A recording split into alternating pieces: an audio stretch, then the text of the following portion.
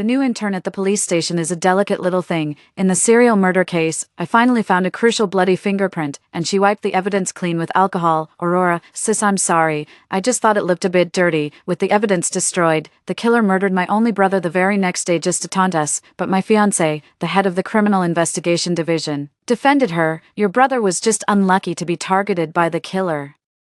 How can you blame Dolly? Overwhelmed with grief, I spent every waking moment going over the case details until I finally found a single hair with the killer's skin cells on it. Dolly came in carrying coffee, stumbled, and spilled the entire cup all over the high-precision electron microscope. I was electrocuted to death by the faulty equipment. As my consciousness faded, I heard her choked voice saying, "If I hadn't been so clumsy, Aurora wouldn't have." Her fiancé gently pulled her into his arms and said, "Silly, it was the aging equipment. It had nothing to do with you. Don't blame yourself," because he covered for her. Both my brother's death and mine became unsolved cases. When I opened my eyes again, I had returned to the day Dolly reported to the police station. The flashback of my past life made me spin around abruptly. My eyes locked on Dolly as she leaned in closer. Her hand was reaching for the alcohol spray on the reagent rack. "Let me help clean that for you." Just as she was about to press the spray nozzle, I barked out a sharp command, spinning around to shield the console with my back. Most of the cold liquid sprayed across my back. A few drops splattered near the end of the knife handle, but thankfully, they missed the fingerprint area. Dolly turned deathly pale with fright, dropping the alcohol bottle. I didn't mean to. Tears welled up in her eyes as she threw herself into Hayden's arms. "Hayden, I've messed up."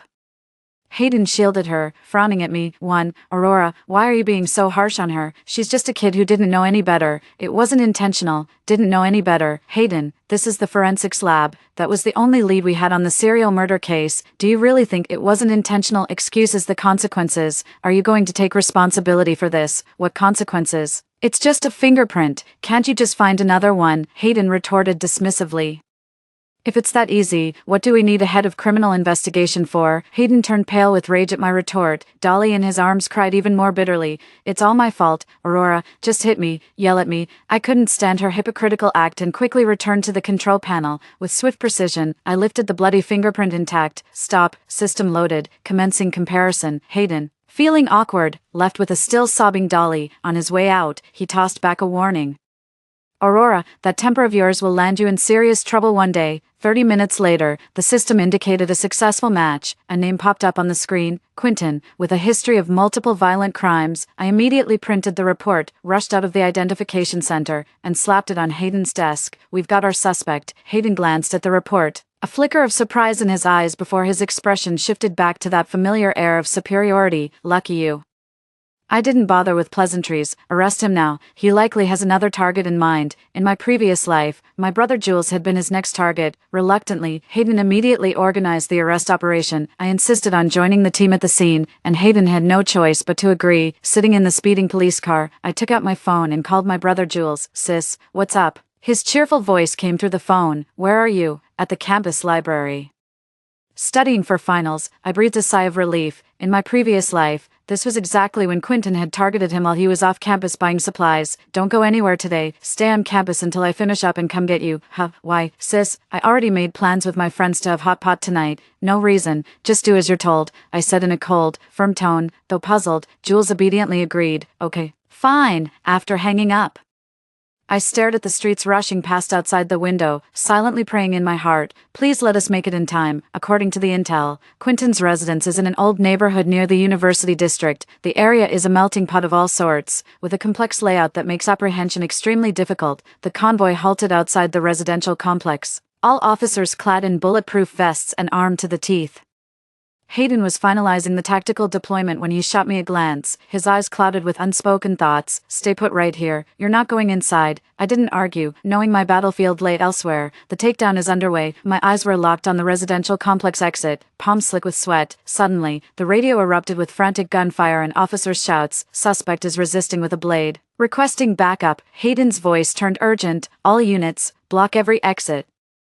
He's heading for the rooftop of Building B." In my past life, Quentin escaped via the rooftop and fled to the University District's Commercial Street, where he murdered my brother. I can't let history repeat itself. I shoved the car door open and charged into the residential complex, ignoring all attempts to stop me. "Aurora, what are you doing? Get back here," Hayden roared through the walkie-talkie. I ignored him and took a shortcut to Building B, relying on my memory. I didn't turn back.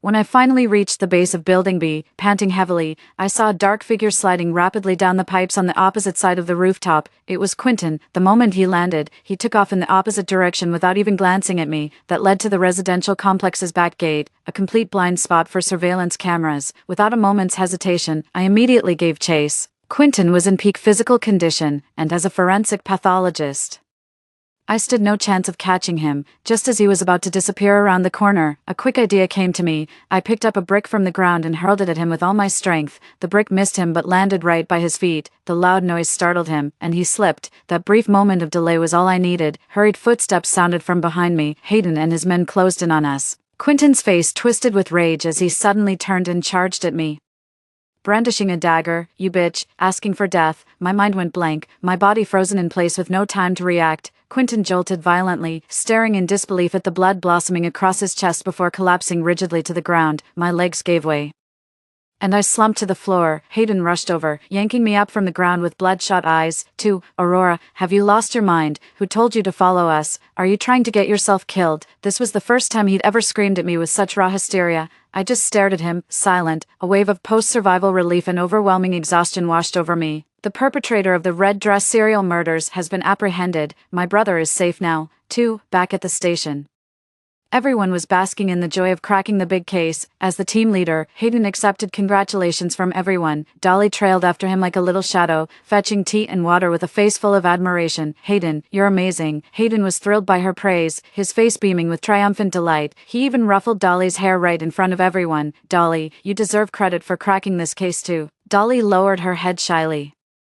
"I don't deserve any credit. It was just a blind cat stumbling upon a dead mouse." A blind cat stumbling upon a dead mouse. That expression is spot on. If I hadn't stepped in quickly, that blind cat would have destroyed our only lead. I shot them a cold glare before turning to head back to my office, but Hayden called out to stop me. "Aurora, come here for a moment." He led me to the deserted stairwell. "You need to write a thorough self-criticism report about what happened today." His tone was stern.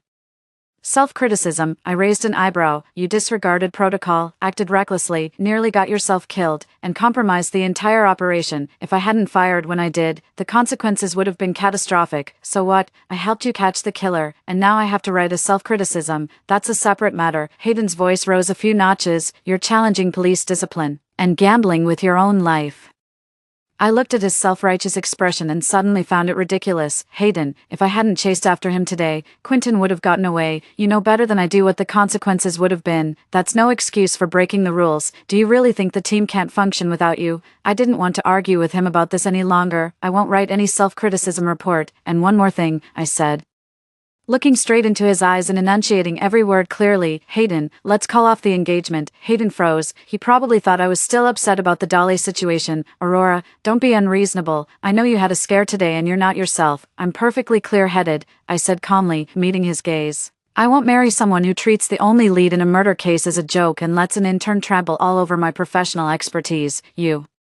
Hayden's face flushed crimson. "You're just jealous of Dolly." "Jealous?" I let out a hollow laugh. "Jealous that she nearly compromised the evidence, or jealous that she almost ruined your career? That's absolute nonsense. Dolly is just naive. She doesn't know any better, right? She doesn't know any better, so she gets to casually spray alcohol around the forensics lab and cry her way out of trouble in front of the head detective." My laughter dripped with sarcasm. I left Hayden completely speechless. After a long silence, he finally gritted out a few words through clenched teeth. "Fine, if you want to call off the engagement, then we'll call it off. Don't you dare regret this, Aurora." With that, he turned and walked away, his retreating figure resolute and unyielding. Time ticked away minute by minute. I leaned against the cold wall and let out a long, heavy sigh. My greatest regret from my past life was falling for him, trusting him, and ending up with my family ruined and myself dead. News of the broken engagement spread like wildfire through the entire police station. Most people thought I was making a mountain out of a molehill, that I was looking down on my fiancé just because I had superior skills. Dolly kept coming to see me again and again. "Aurora, please don't be mad at Hayden anymore. It's all my fault. If you're still upset, just take it out on me." As she spoke, her eyes welled up with tears once more. My heart leaped into my throat. Watching her, I suddenly felt utterly drained. "Dolly, doesn't it get exhausting putting on this act every single day?" Dolly's expression froze, the tears in her eyes forgetting to fall. "Aurora, what are you talking about? I don't understand." "Fine, if you don't get it, forget it." I stepped around her. "Stay away from me from now on." After that, Dolly never bothered me again, but around Hayden, she became even more cautious and self-blaming. I occasionally overheard her conversations with Hayden. Hayden, am I really that annoying? Aurora won't even acknowledge me anymore. Don't overthink it. That's just how she is. It's not personal. But you called off the engagement because of me. I feel terrible about it. This has nothing to do with you. She brought this on herself. Listening to all this, I felt completely unmoved. After the Quinton case was closed, the station settled back into its usual rhythm. My days fell into a steady routine of conducting analyses and writing reports. Without Hayden's constant interference or Dolly's help, my productivity improved significantly. That day, a brutal home invasion robbery turned homicide shook the city. The victims were an elderly couple who had been dead for some time when discovered, with the scene completely ransacked. This was the first major case I took on after my rebirth. A completely unfamiliar one.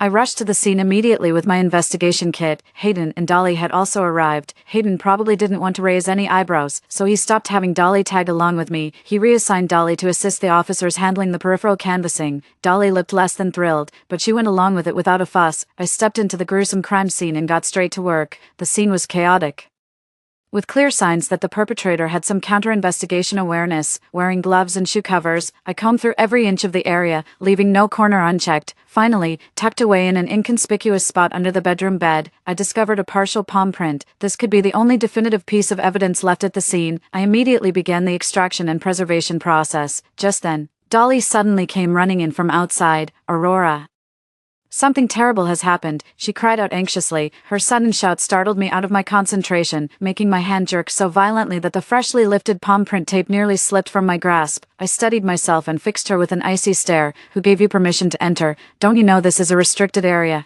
I have critical information to report, Dolly panted breathlessly. Hayden rushed over at the sound, furrowing his brow. What's got you so worked up? Dolly pointed outside and said urgently, while I was making rounds earlier, a neighbor told me they saw a man in a black hoodie and face mask leaving the victim's house on the night of the crime. Bang. They also mentioned the man walked with a strange, limping gait. A gunshot rang out. A limping man. Hayden's eyes instantly lit up. This is a crucial lead. Well done, Dolly, he praised without reservation.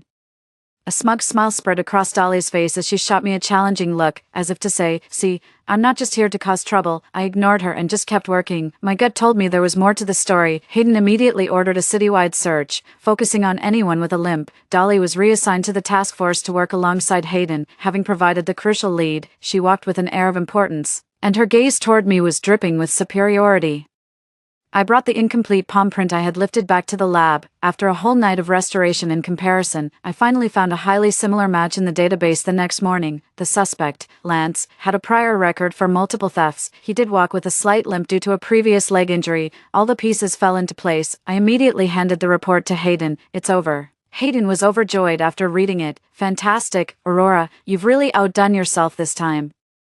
He patted me on the shoulder, his tone carrying a long-lost familiarity. Dolly stood nearby, her smile a bit forced. Hayden immediately picked up on it and added, of course, Dolly's lead was crucial too. You've both been instrumental. Only then did Dolly's smile return. The arrest operation went smoothly. Lance was apprehended at a small motel, where some of the victim's belongings were also recovered at the scene. There is both witness testimony and physical evidence. During interrogation, Lance confessed to his crimes without reservation. The case is solved. The task force erupted in celebration. The municipal bureau leadership came down personally to commend the team, singling out Hayden for his exemplary leadership and Dolly for her sharp-witted brilliance. At the victory celebration, Dolly was the center of attention. She was dressed in a beautiful gown with flawless makeup, surrounded by a crowd singing her praises. Dolly is truly the guardian angel of our police unit.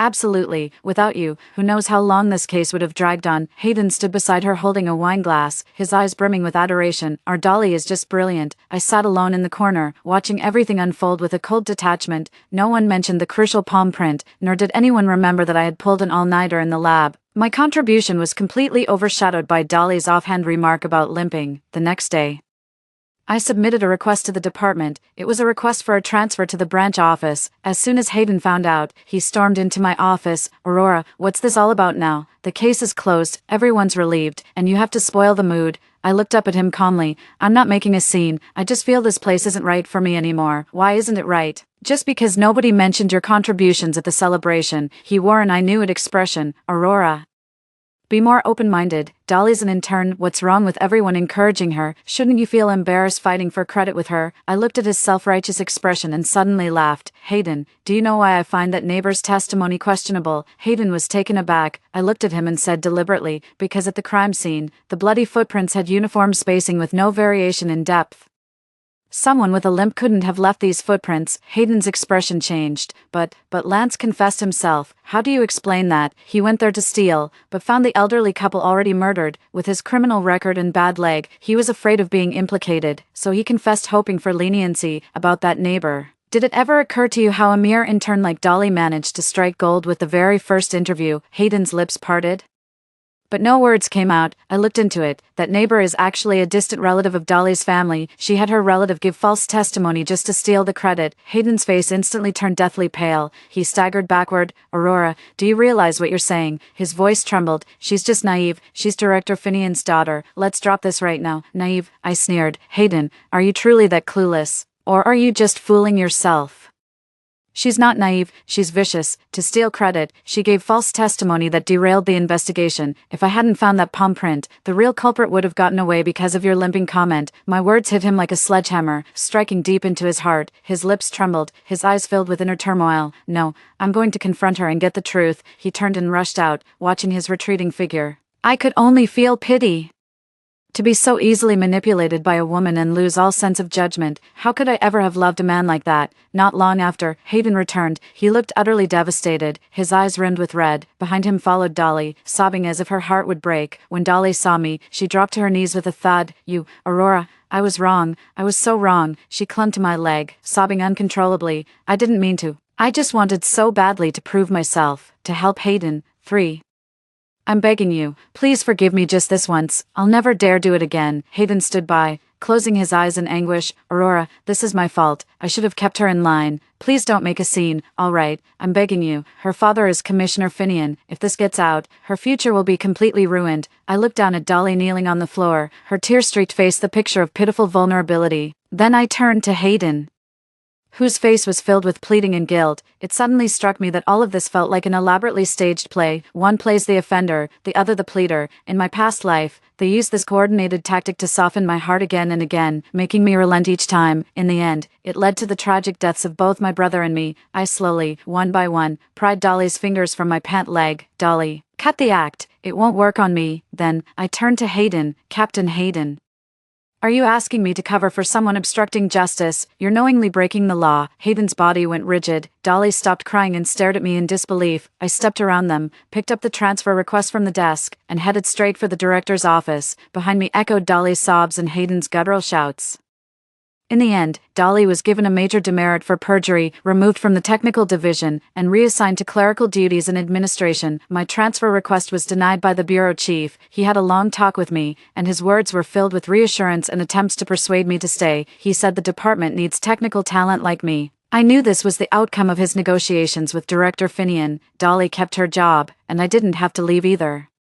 It seemed like the perfect solution for everyone involved, but I knew this was just the calm before the storm. Regret. Dolly wouldn't let this go. As for Hayden, his feelings toward me had completely shifted from guilt to resentment. He believed I had ruined Dolly and made him lose face. Our relationship had hit rock bottom. At work, we became the most familiar strangers, exchanging only the bare minimum for work and not a word more. In the days that followed, Dolly indeed kept a much lower profile, but the venom in her eyes was unmistakable, as if she wanted to tear me limb from limb. A heinous crime that shocked the nation has occurred in the city. An entire wealthy family was brutally murdered in an exceptionally cruel manner. Given the severity of the case, the provincial department directly dispatched a team of experts to oversee the investigation. Leading the team was Professor Patrick, a criminal investigation expert in his 60s with a piercing gaze. The moment he arrived, he took over command of the entire case. Even Hayden seemed like a novice in his presence. With the task force being re-established, I naturally became a core member as the backbone of the technical division. Professor Patrick reviewed my past case files and couldn't stop praising my work. Aurora is exceptionally skilled, her logic is razor-sharp and her methodology meticulous. She's a rare talent. His public praise of me made Hayden's expression darken even further. As Director Finian's daughter,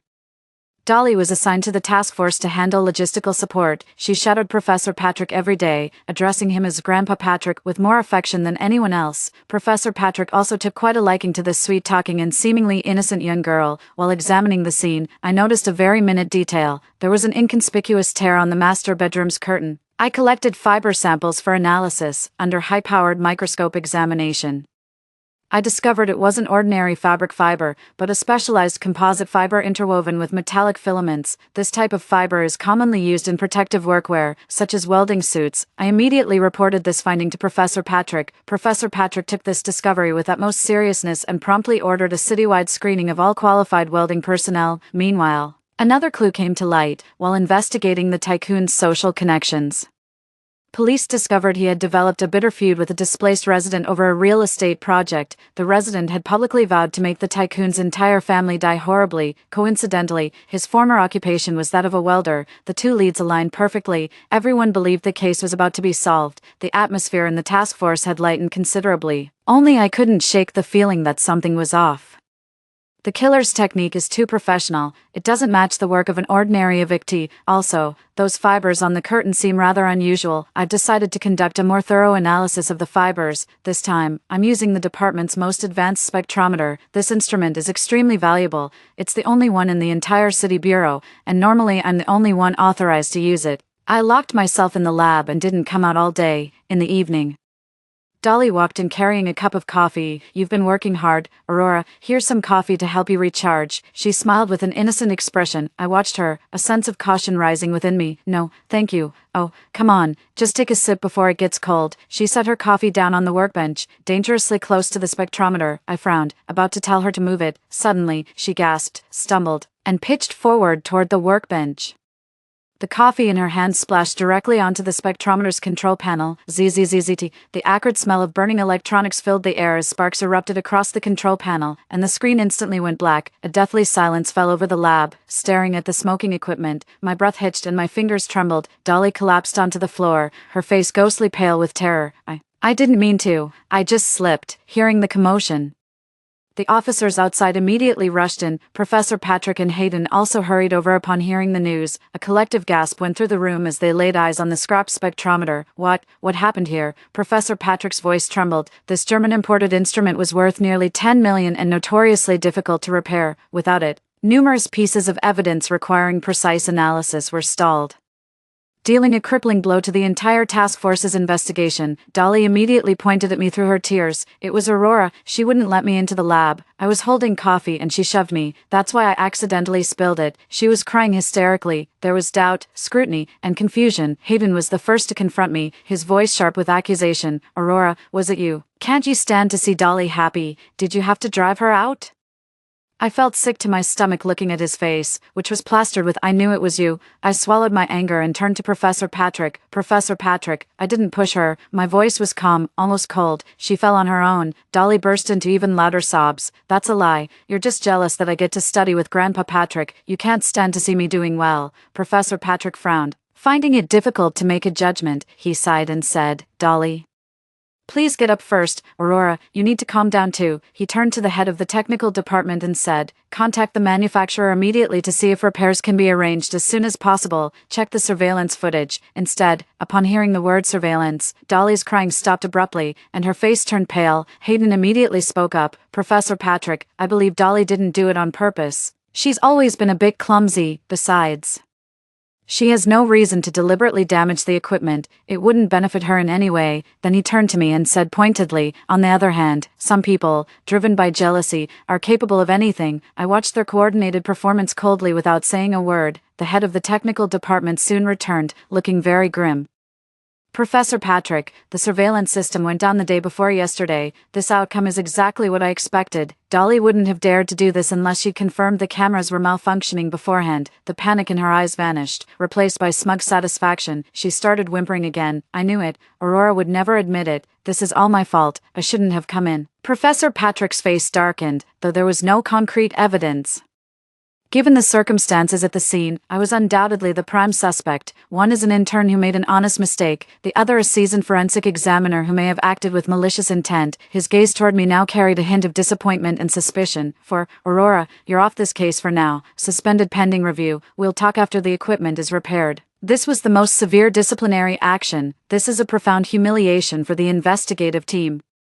A smirk tugged at the corner of Hayden's mouth. Dolly kept her head down, shoulders shaking as if sobbing, but I knew she was laughing. I watched them without argument or rebuttal. I simply gave a calm nod. Then I took off my lab coat, folded it neatly, and placed it on the operating table. I turned and walked out of that suffocating laboratory. Stepping out of the building, I was greeted by brilliant sunshine. I took out my phone and made a call. Hey, Jean. Did you manage to capture everything with the device I asked you to install last time? A hearty laugh came from the other end of the line. Don't worry, it's all crystal clear, high definition with no blind spots. News of my suspension spread like wildfire through the entire system in a single day. Everyone believed I'd let jealousy get the better of me, that I deliberately pushed Dolly and caused the catastrophic destruction of millions worth of equipment. I became the target of public criticism. Colleagues who used to treat me with utmost respect now go out of their way to avoid me. Hayden and Dolly ended up becoming the victims. Dolly in particular, with her wounded expression, won countless people's sympathy. She even posted a veiled message on her social media. Some wounds exist, even when left unspoken. Hold on to kindness and light. The clouds will eventually part. The comments below were all comforting her and bashing me.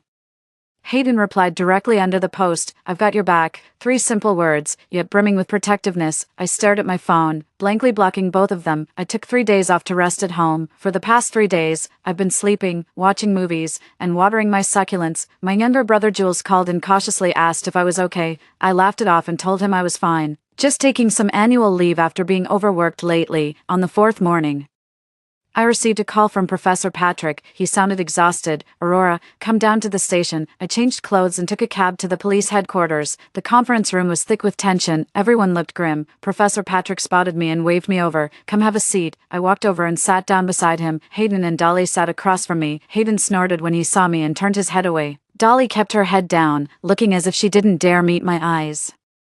I called you here because I want to hear your thoughts, Professor Patrick began. Our investigation has been at a standstill ever since the spectrometer broke down. While that evictee is a prime suspect, we don't have any hard evidence to pin it on him, and he's refusing to admit anything. Now, with all our leads dried up, I want to know what was it that made you feel something was off before. I scanned the room, making eye contact with everyone present. Then I pulled a USB drive from my bag and plugged it into the conference room computer. Before I explain my idea, I'd like everyone to watch a short video first. The screen immediately displayed footage from the forensic lab. It was that evening when Dolly walked in carrying a coffee. The video was shot from a vent, offering an unusual perspective. In the footage, after confirming she was alone, Dolly curled her lips into an eerie smile and poured the coffee precisely over the control panel.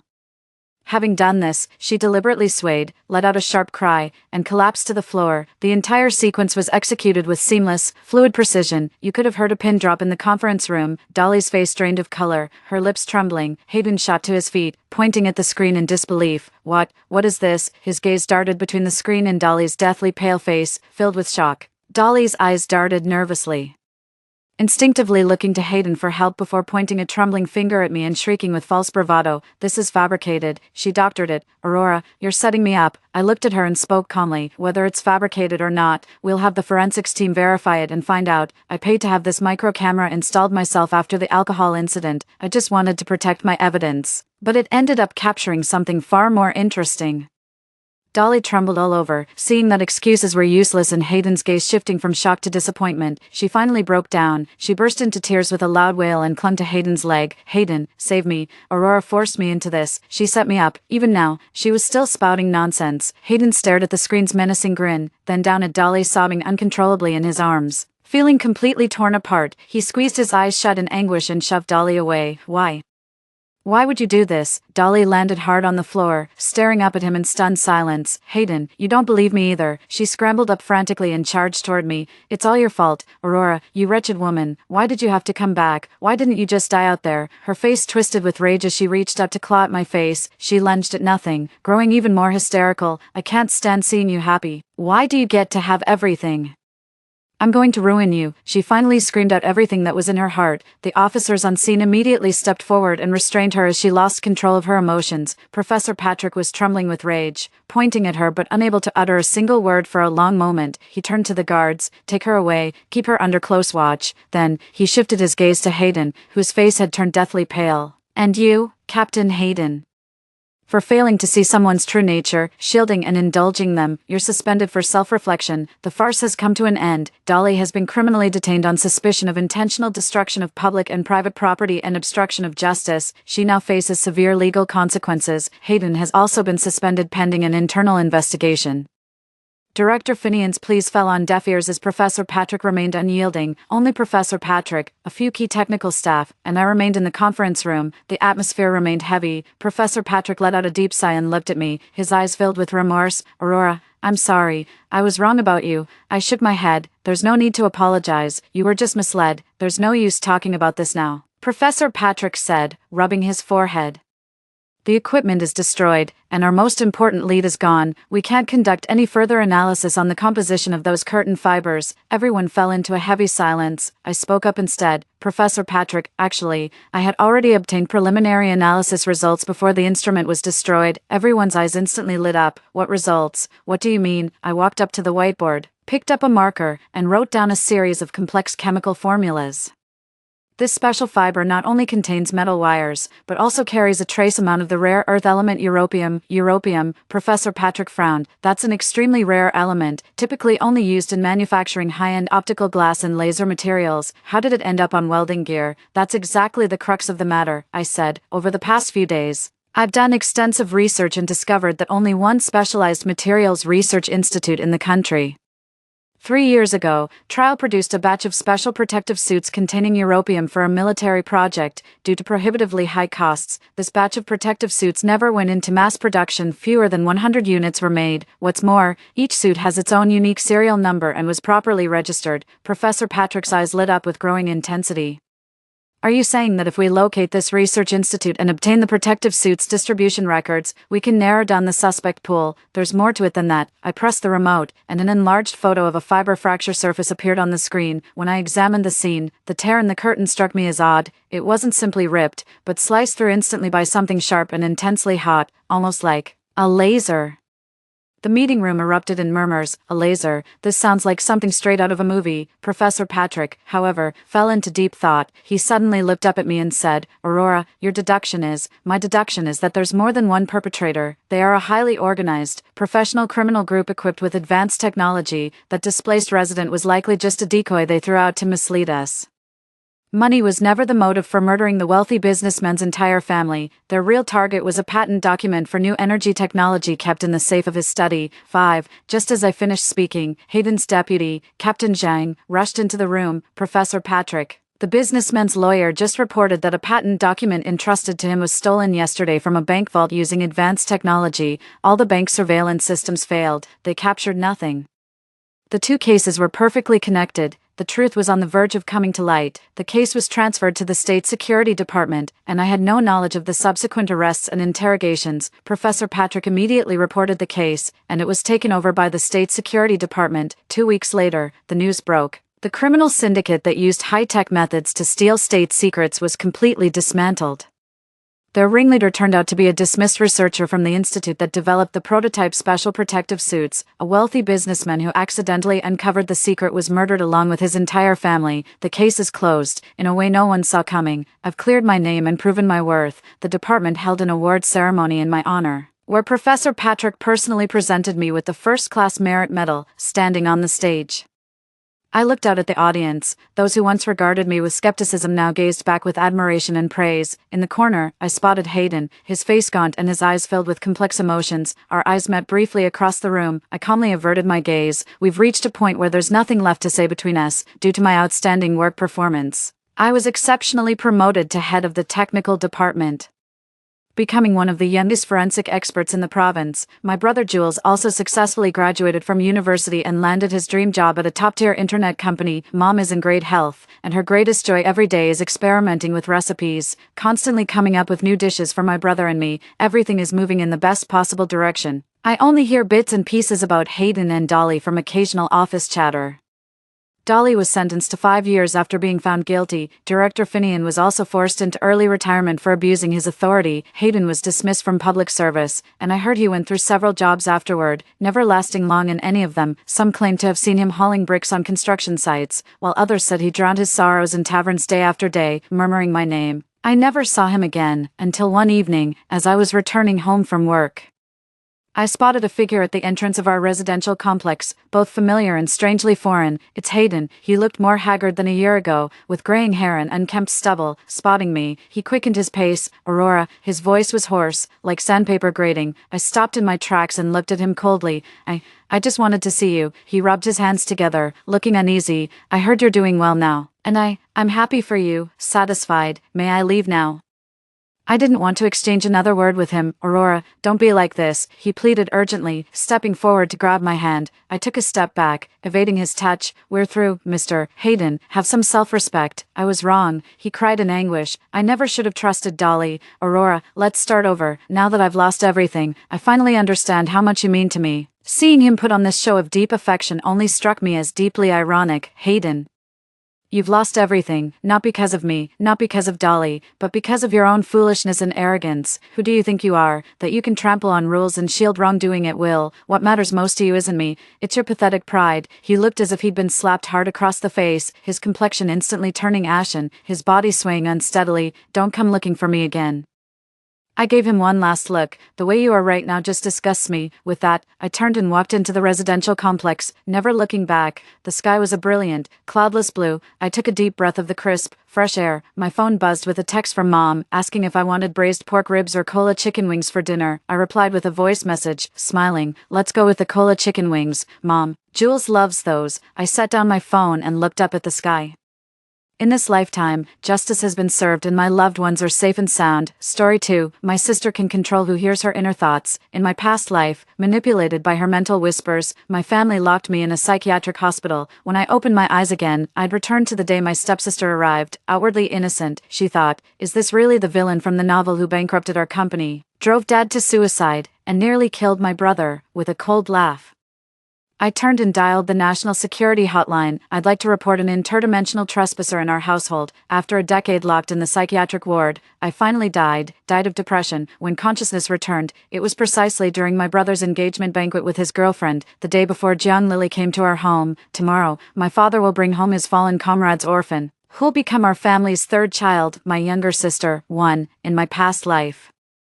Ever since her arrival, my father, brother, and everyone around me turned cold toward me overnight, some even treating me like a sworn enemy, yet she effortlessly won everyone's affection. Jealousy drove me to the brink of madness. I fought against Jiang Lily with reckless abandon, yet every scheme I devised was effortlessly seen through. On the eve of the college entrance exams, my 18th birthday, I physically assaulted Jiang Lily. My own brother then produced a psychiatric evaluation and had me committed. I never saw any of them again for the rest of my life. On the evening of the engagement party, before we even got home, my dad took a phone call and rushed off. The next afternoon, I woke up at the exact same time as in my past life, just in time to see my dad walking through the gate with Jiang Lily. This part was identical to my previous life. The difference was, in that past life, Evan had left for work early that morning and didn't return until late at night. Today, I faked being sick to get my brother to come home, and he brought his fiancé along with him. Evan, you're home too. My father pulled Jiang Lily forward from behind him. This is Jiang Lily, my comrade's daughter. She'll be staying with us for a while. In my past life, I barely noticed Jiang Lily's reaction when she arrived. I genuinely thought she was just staying temporarily. So I brushed her off in my hurry to go out, giving her only a casual greeting before bolting. But now, looking closely, I realized, how could a child who just lost both parents show no trace of grief? Instead, she was staring straight at me, sizing me up. Is she really Uncle Zhang's child? The next second, a sweet voice rang out of nowhere. Wow, is this the ultimate villain from the original story who bankrupted the company, drove Dad to jump off a building, and nearly killed my brother? No one had actually spoken aloud. Both my father and brother wore identical shocked expressions, their gazes first landing on Jiang Lily's face before simultaneously turning toward me. I suppressed my shock. In my past life, I never heard her inner thoughts, only felt how my father and brother began distancing themselves after her arrival, and how all relatives and friends grew to dislike me. So the truth was actually this absurd, faced with such an unbelievable situation. Not a single one of them chose to call the police. They simply took her unspoken accusation as my death sentence. It's like they forcibly dumbed it down. 02. But Jian Lily probably doesn't know that in this life, there's one more person who can hear her thoughts. Me. Yikes, she looks terrifying. Just like the ultimate villain from the original story. Am I gonna get killed off in the first 2 episodes? My brother and father were looking at me with growing confusion. In the next instant, I stepped in front of Jian Lily, blocking her path, spit it out. Is she really your comrade's daughter or your secret love child? My father shot me a glare. What nonsense. She's Uncle Zhang's daughter, the same man who held you as a baby. If they're determined to paint me as the villain, I'll play the part to perfection with deliberate theatrics. How long is she staying with us? A day or 2? Wait, you brought luggage. Don't tell me this is permanent. My father's face darkened completely as he gently patted Jian Lily's shoulder. Lily, go inside first. Let me talk to your sister. I blocked Jian Lily's path. Hold on, nobody's going anywhere until we get this straight. Jian Lily's internal monologue screamed. Oh no, oh no. This villain seems even more ruthless than in the original story. Am I about to get killed right here? 3. Dad and my brother's gazes were fixed on me. Seeing this, Jade mustered her courage to persuade me to step aside. In my past life, I didn't have the best relationship with her. Shortly after their engagement, my brother caught her getting cozy with another man and insisted on calling off the wedding despite her explanations, yet she was practically the only one who comforted me and tended to my wounds when everyone else stabbed me in the back. That's why in this life, I proactively asked for her contact at the engagement party. And precisely because of this, when she heard I was ill, she came back with my brother. I deliberately called out sis-in-law. I'd never let some shady character into my house. Who knows what she's scheming? Right on cue, Jian Lily's snarky remark rang out. Wow, so this is the male lead's fiancé, the one who cuckolded at him and nearly helped her lover embezzle his assets. I froze, shooting a sidelong glance at my brother. True enough, he turned downright gullible, instantly eyeing his fiancé with suspicion. So that's the real reason they called off the engagement. At that moment, seeds of doubt were already planted in my brother's mind. No matter how Jade tried to explain, he wouldn't believe her. Is Jian Lily's inner voice really that bewitching? My father glanced between my brother and Jade, his anger shifting as his tone noticeably softened. Nora, Uncle Jiang and Aunt Jiang had an accident. Jian Lily will be living with us from now on. Your behavior is very rude. I scoffed. The way you're acting, people would think she's your secret love child rather than your comrade's daughter. Did all her relatives vanish along with her parents? Why does she have to stay with us? So that's how it is. Dad shot a nervous glance at Jian Lily, worried my words might have hurt her. Under Dad's gaze, Jian Lily immediately put on a brave face. Fighting back tears, my father pointed furiously into the house. Nora, get your ass inside right now. You've gone way too far today. I plopped down on the floor wailing. After 10 years in the psych ward, I'd seen enough of these dramatic meltdowns to know the drill. You're yelling at me. If Mom were here, she'd never let you treat me like this. What kind of sorceress is she? Did she put you under some spell? How dare you shout at me over some outsider, even if she were divine? She'd bless her own parents first. What's it to you? I muttered pointedly to myself. You've changed. She can't possibly be Uncle Zhang's daughter. I want my mom back. I don't want you. My sarcastic remark jolted them back to their senses a little, casting suspicious glances at Jian Lily. But when my brother saw me throwing a tantrum, he couldn't help smacking my head. Nora, you're 16, not 6. What's gotten into you? I'd like to know what's gotten into me too. If only you weren't bewitched by her inner monologue, I wouldn't have to act like this. Complaints aside, I still took the out they gave me, though I kept up the act, huffing. Whatever, I just don't like her. She's totally that two-faced innocent type who'll badmouth people behind their backs. Bet she'll go running to you with some sob story about me later. My dad and brother instinctively glanced at Jian Lily simultaneously, their expressions growing more skeptical. Seeing the seeds of doubt were properly sown, I dropped the act and stormed off to my room in feigned anger. Out of the corner of my eye, I caught my brother still gripping Jade's hand tightly. I felt slightly relieved. It seems their intelligence might still be salvageable in this lifetime. 5. Jian Lily ended up staying at our place after all, and my dad spent ages comforting her. After all, someone who could push me into the abyss with just a single thought wouldn't be so easily dethroned. The next morning when I came downstairs, everyone was already seated at the table, and an exquisite cream cake sat at my place. As she approached the dining table, Jian Lily timidly said, "Sister Nora, I made this little cake for you. I hope you'll like it." At the same moment, that familiar voice echoed in my ears again. "Oh please, if the big bad eats my cake, maybe they'll go easy on me and let me survive till the finale. I just want to focus on my studies. Not get dragged into your corporate power struggles." I maintained a straight face as I pulled out the chair and sat down. "Great, starting the drama first thing in the morning. Your mind-reading skills are scarily accurate. Every word hits right where it hurts with those two." Sure enough, my dad and brother's expressions darkened. "Your sister woke up early to bake you a cake. Who do you think you're scowling at?" Dad snapped. "In my past life, It was the same old story. Just because I had morning grumpiness and couldn't eat cake, my dad accused me of giving him attitude when I couldn't force a smile. That trivial incident became the starting point. I began finding fault with the female lead everywhere, making things difficult for her at every turn. After being scolded in my previous life, my temper flared, without explanation. I petulantly slammed my chopsticks down and stormed off from the dining table, but now, smack. I flipped the cake upside down onto the table. Who's her sister? My father glared at me coldly. Nora, apologize. I looked up at him, unable to suppress my sarcasm. Dad, Mom told me she raised me all by herself when I was little. You barely even held me, so you didn't know I'm lactose intolerant and can't have any dairy, is that it? I wasn't sure if John Lily made that cake on purpose or if she'd accidentally stepped on my landmine, after all, judging from her inner thoughts. It seems we're all living in the world of a book, and she knows every plot twist of this story. If you insist I'm the villain, then why would we villains ever take this lying down? My father fell silent after my retort, so I immediately turned my attack towards John Lily. Are you our housemaid? Don't we have actual staff? What possessed you to wake up at dawn baking cakes? 6. John Lily's face turned deathly pale, tears welling up instantly. John Lily was strikingly beautiful. And when she cried, her delicate tear-streaked face looked utterly pitiful, enough to melt any man's heart. I'm sorry, I thought you might dislike me, sis, so I made this cake, while subtly provoking me. She was internally panicking. Oh no, not again. Did I upset her? She really lives up to being the ultimate villain, so temperamental. If you know I'm the villain, why are you so eager to come to my place? I sneered. What? Did Uncle Jeong mistreat you that badly? The Jeong family's loaded? Yet you're acting like some penny-pinching brat. Are you even his real daughter? John Lily shrank under my words, instinctively hiding her hands beneath the table as she threw my brother Evan a pleading look. I really didn't know you couldn't eat cake. I just like baking desserts sometimes. Wah, big bro, save me. You're the male lead from the original story. Only you can keep her in check. The moment Evan met the heroine's pleading gaze, his inner white knight instantly awakened.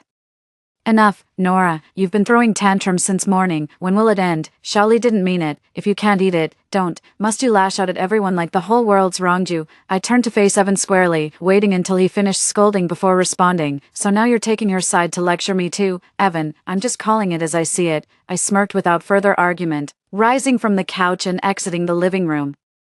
John Lily transferred to our school and ended up in my class. No idea how my dad pulled it off, but she started commuting to school with me the next day, just like in our past life. Back then I'd never waited for her, but now, no way was I leaving her alone with my father and brother. I offered to take her to school myself. John Lily seemed utterly startled by my unexpected concern, frantically turning to my father. Uncle. No, she's the main villain. She's definitely going to hurt me, woo-woo. I don't want to die yet. Whether I'd accidentally awaken my father's conscience or he'd been reminded of my mother, this time he didn't completely side with the female lead. After warning me not to bully little sister, he actually let me take John Lily out with me. In my past life, his attitude toward me had done a complete 180 the moment the female lead appeared, as if I weren't his child at all. But this time, it seems he hasn't been influenced by her inner monologue, at least not yet. I felt considerably more at ease. There was still room to turn things around. John Lily followed me to school cautiously, staying unusually quiet the whole way. Not a single thought of hers reached my ears. 7. Talk about targeted delivery. Right after arriving at school, I bumped into Arthur, the top student in our grade, the moment I entered the classroom.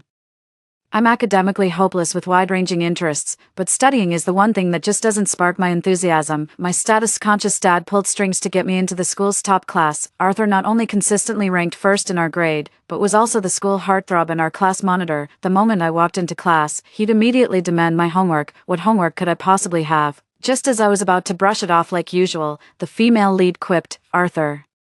The guy Nora had a crush on in the original story, but after rejecting her, got sexually assaulted by people she hired. Both Arthur and I froze in shock. God knows I barely had any interaction with him in my past life. Far from liking him, I actually found him quite irritating, always wearing that sour expression like the whole world owed him a fortune. Now that I think about it, he probably could hear John Lily's inner thoughts too. No wonder he couldn't bring himself to be happy around me.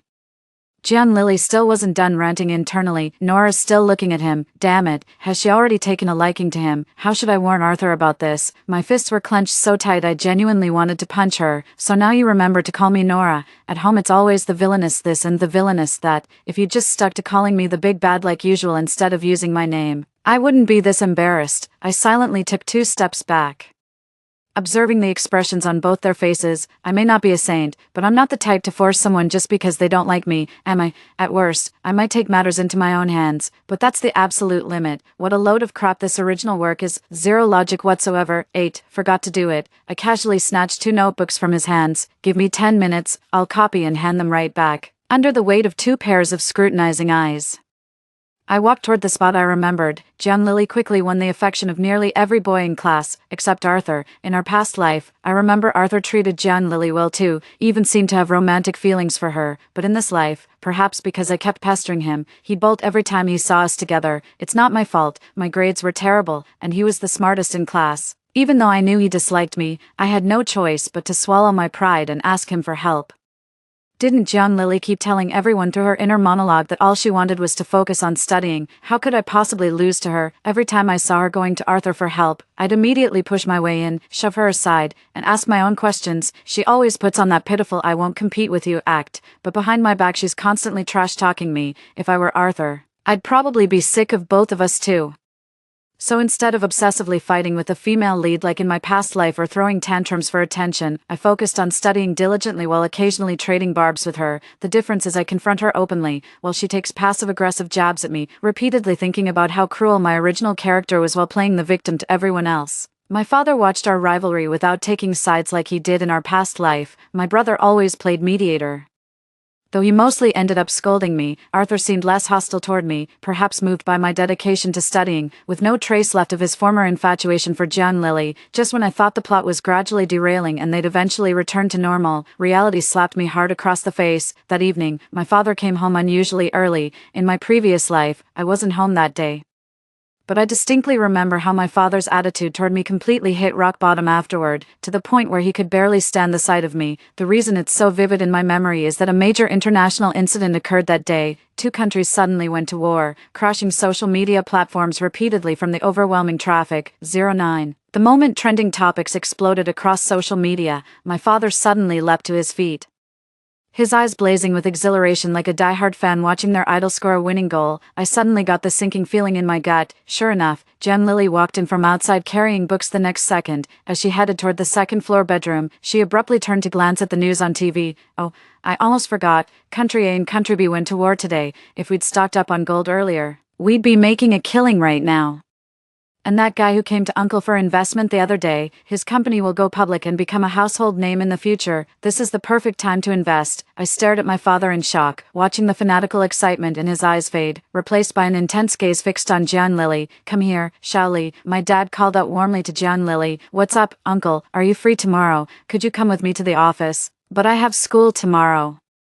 I'll get you a half day off. Come with your uncle to the company first. You're not a child anymore. It's time to gain some real-world experience. My father hinted. Don't worry, since your father entrusted you to me, you're now my daughter Baron. Everything the Yin family owns will have your share. I was stunned. Dad, what are you saying? My father looked up at me, his eyes filled with the same cold indifference and irritation I knew all too well from my past life. Nora, why are you running around instead of doing your homework? Get back to your room. I felt like I'd been plunged into an icy abyss. In that moment, I realized it wasn't John Lily's inner voice controlling him. He'd simply chosen her over me, driven by jealousy and resentment. I targeted John Lily because I believed the female lead had stolen everything from me. So why does my father cherish John Lily while despising his own flesh and blood?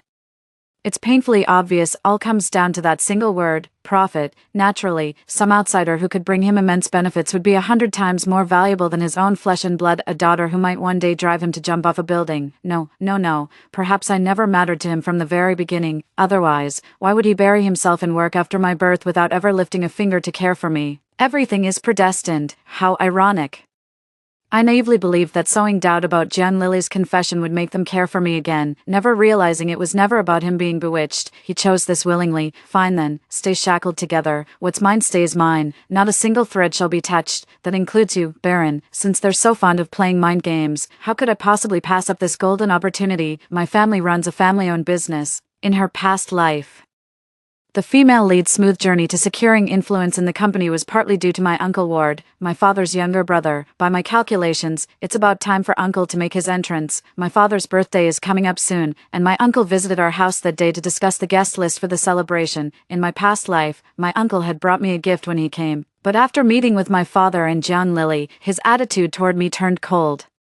He ended up filing for divorce from my aunt shortly after returning home. This time followed the same pattern. My uncle arrived with gifts, and my father took him and John Lily into the study to talk. The difference was, this time I sneaked into the next room to eavesdrop after they went in. 10. The room was soundproof, yet John Lily's inner voice carried clearly, limited only by distance, never by walls. I'd tested it, within a 5-meter radius.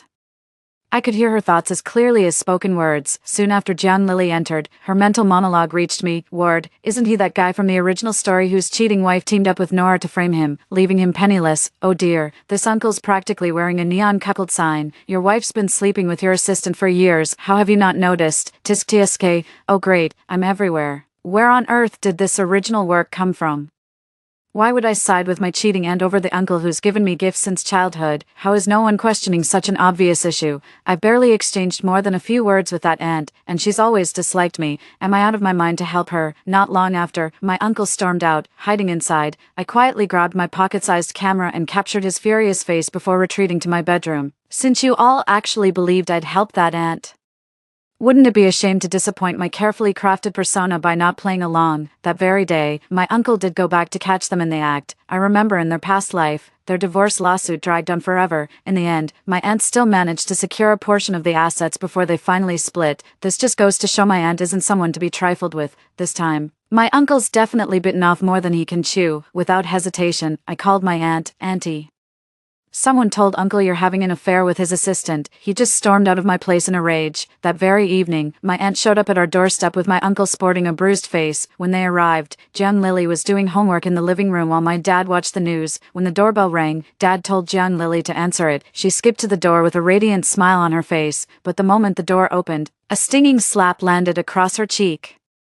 You little bitch, are you the one spreading rumors about me cheating? John Lily was slapped so hard she fell to the ground, her cheek instantly flushing red. Trembling, she covered her face and slowly looked up, tears welling in her eyes. I never said anything. My father helped John Lily up and shielded her behind him. Vera, what the hell are you doing? Auntie twisted Uncle's ear with one hand while pointing at my father's nose with the other. Your bastard daughter. Defending her like this, my father's face darkened with rage, but he maintained his so-called dignity, avoiding a direct confrontation with Auntie. He just snapped at Uncle Ward, letting a woman boss you around. What kind of man are you? Auntie sneered. What bullshit are you spouting? You think everyone's like your late wife, taking abuse without fighting back. What kind of man is Ward? You two brothers are cut from the same cloth. Both climbed over women to get ahead.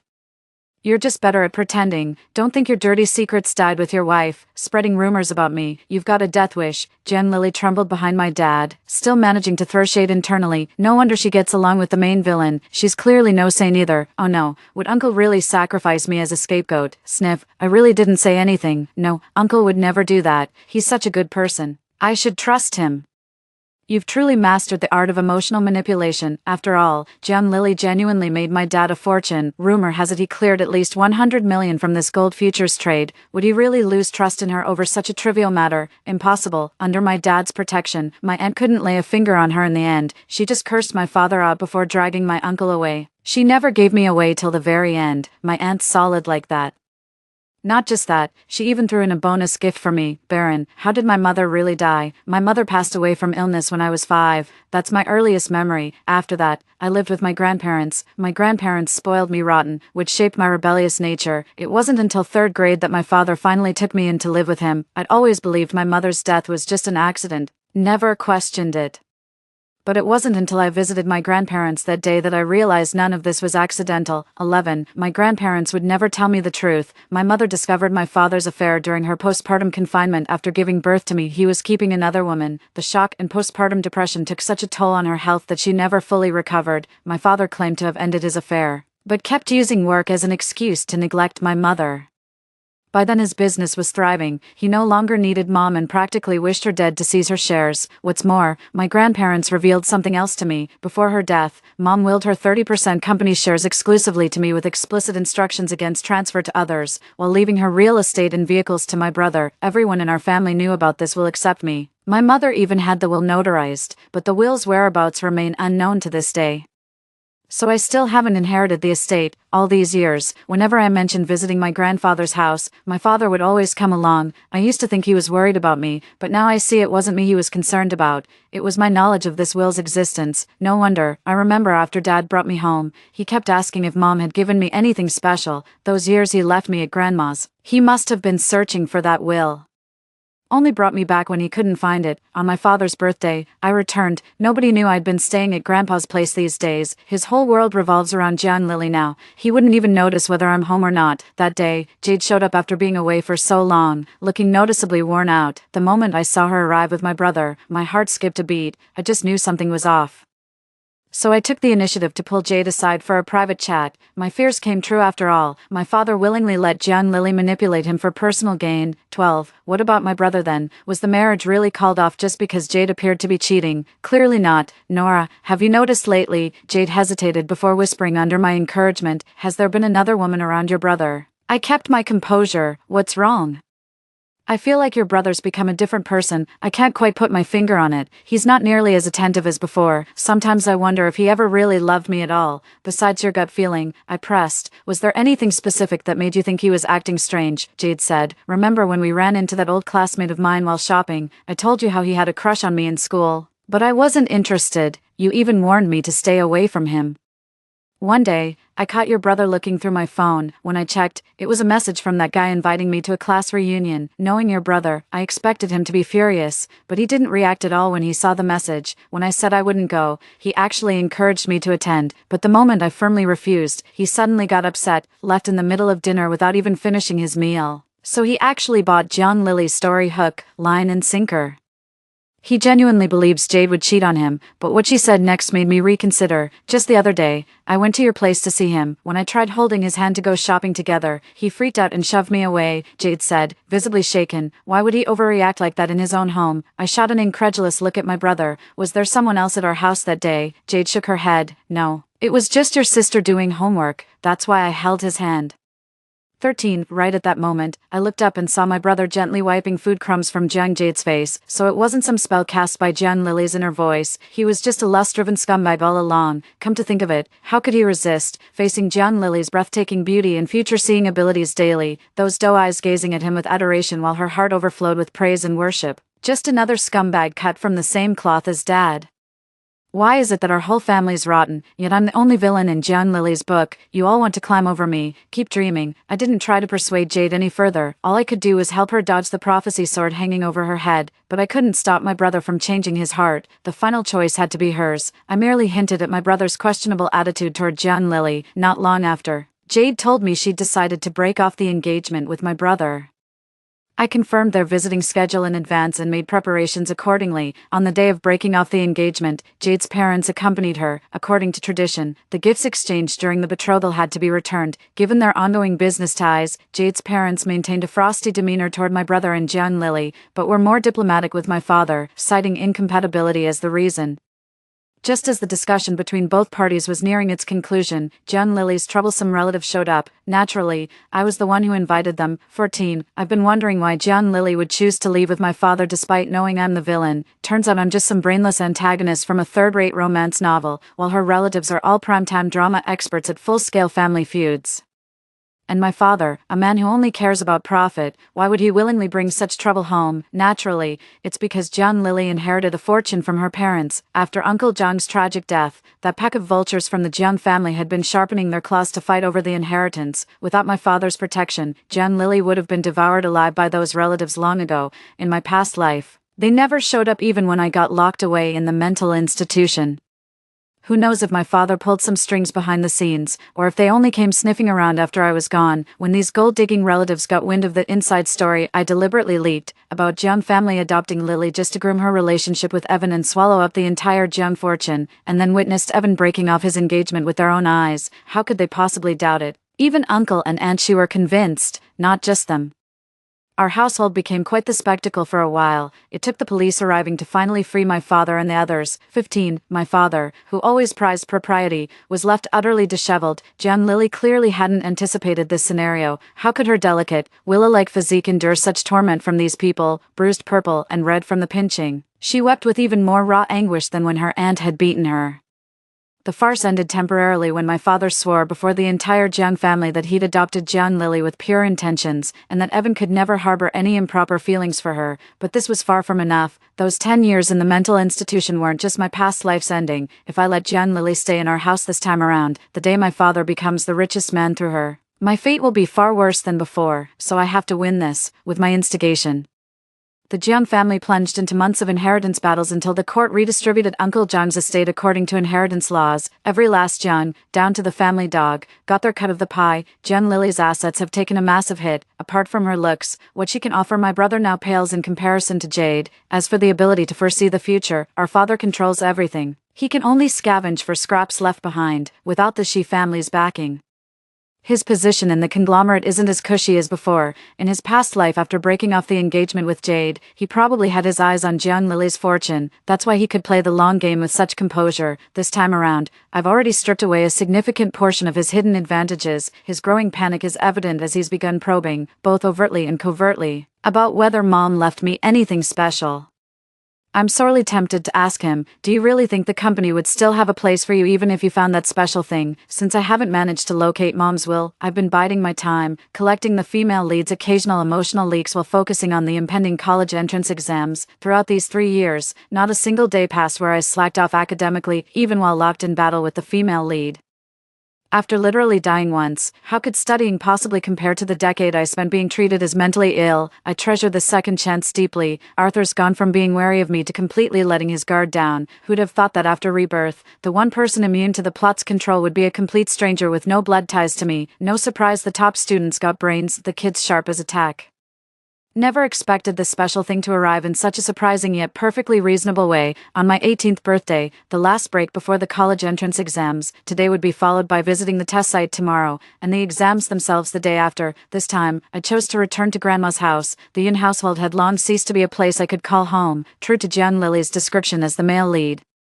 Evan laid low in the corporation after breaking off the engagement with the Shi family. Leveraging the heroine's inner thoughts and his own capabilities, he successfully secured several major projects, firmly establishing his position. His gaze toward Jiang Lily grew increasingly intense. After all, who wouldn't adore a prophet who brings wealth and status? With their attention wholly focused on Jiang Lily, they naturally forgot my birthday, just like in the previous life, 16, in my past life.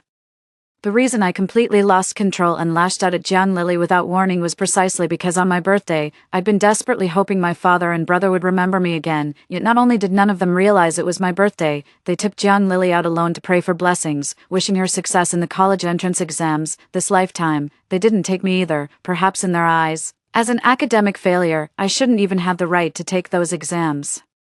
For 3 years, I deliberately underperformed in every exam to avoid suspicion, consistently ranking at the bottom of my class. Nobody knew my secret except Arthur. When Arthur asked me, I only gave him one response: those not of our kind can never share our hearts. Arthur's a genius. He grasped my meaning with just a hint. While tutoring me diligently, he played along with my act, constantly scolding me for being so dense. As for Jiang Lily, she's probably too confident in her own abilities.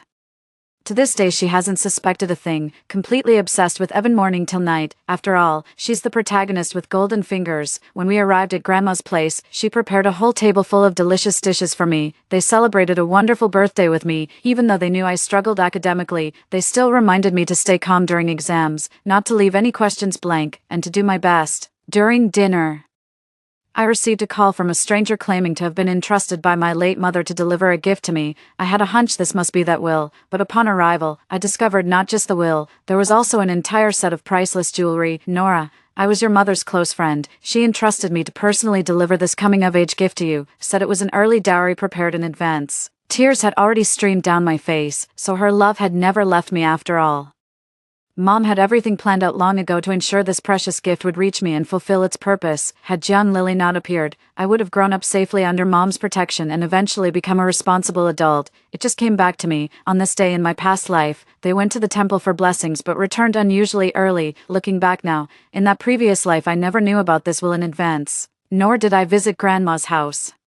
Uncle Gus probably came looking for me at home, but at that time I was blinded by jealousy, nearly driven to madness, and single-mindedly plotting revenge against John Lilly. When he arrived, he didn't find me but ran into my father and the others instead, or perhaps during the blessing ceremony, John Lilly revealed something to them, which is why the will never made it into my hands. In other words, even if I hadn't laid a finger on John Lilly, my brother would have likely tried to eliminate me anyway. We're both Mom's children, why would she leave all the important shares to me alone? But now, the tables are about to turn, right on schedule. John Lilly should have been taken away by state security inspectors by now. Whether this will surface tonight or not, I've decided to make my move against John Lilly. Since you keep claiming all you want is to study, why would I let you take the college entrance exam, after all?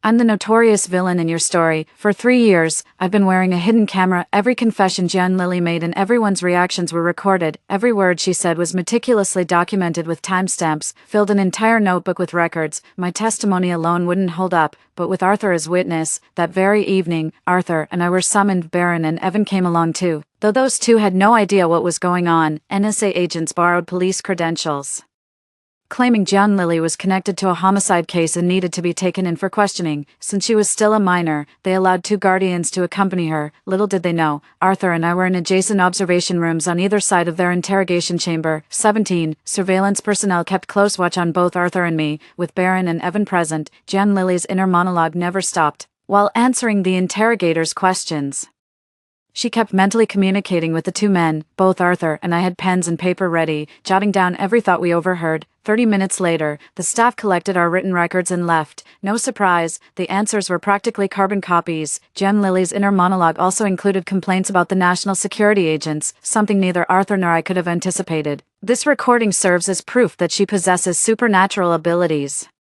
When John Lilly was handcuffed and taken away, Baron and Evan were completely stunned, even recklessly interfering with the officer's duties despite the situation. Arthur and I stepped outside just in time to see John Lilly, tears streaming down her face, desperately pleading with them for help. Simultaneously losing control of her thoughts, she screamed hysterically, "Impossible, I'm the transmigrator. I'm supposed to be this world's protagonist. System, damn system, answer me.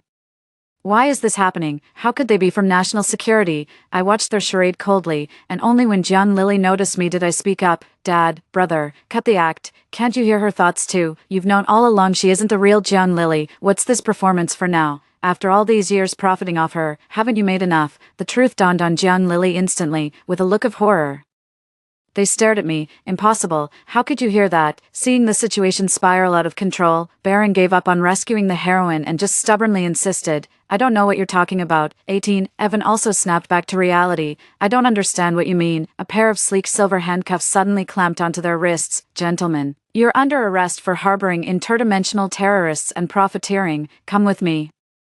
Did you really think I'd play along with your charade for 3 years just for fun? The records and your reactions today have already exposed you. I stared coldly at the pair, not uttering another word. After Baron and Evan were taken away for investigation, I produced the will and inherited 30% of the group's shares, with my support and my uncle's existing 5% stake. We became the largest shareholders in the group. My uncle successfully took over the Yun Group.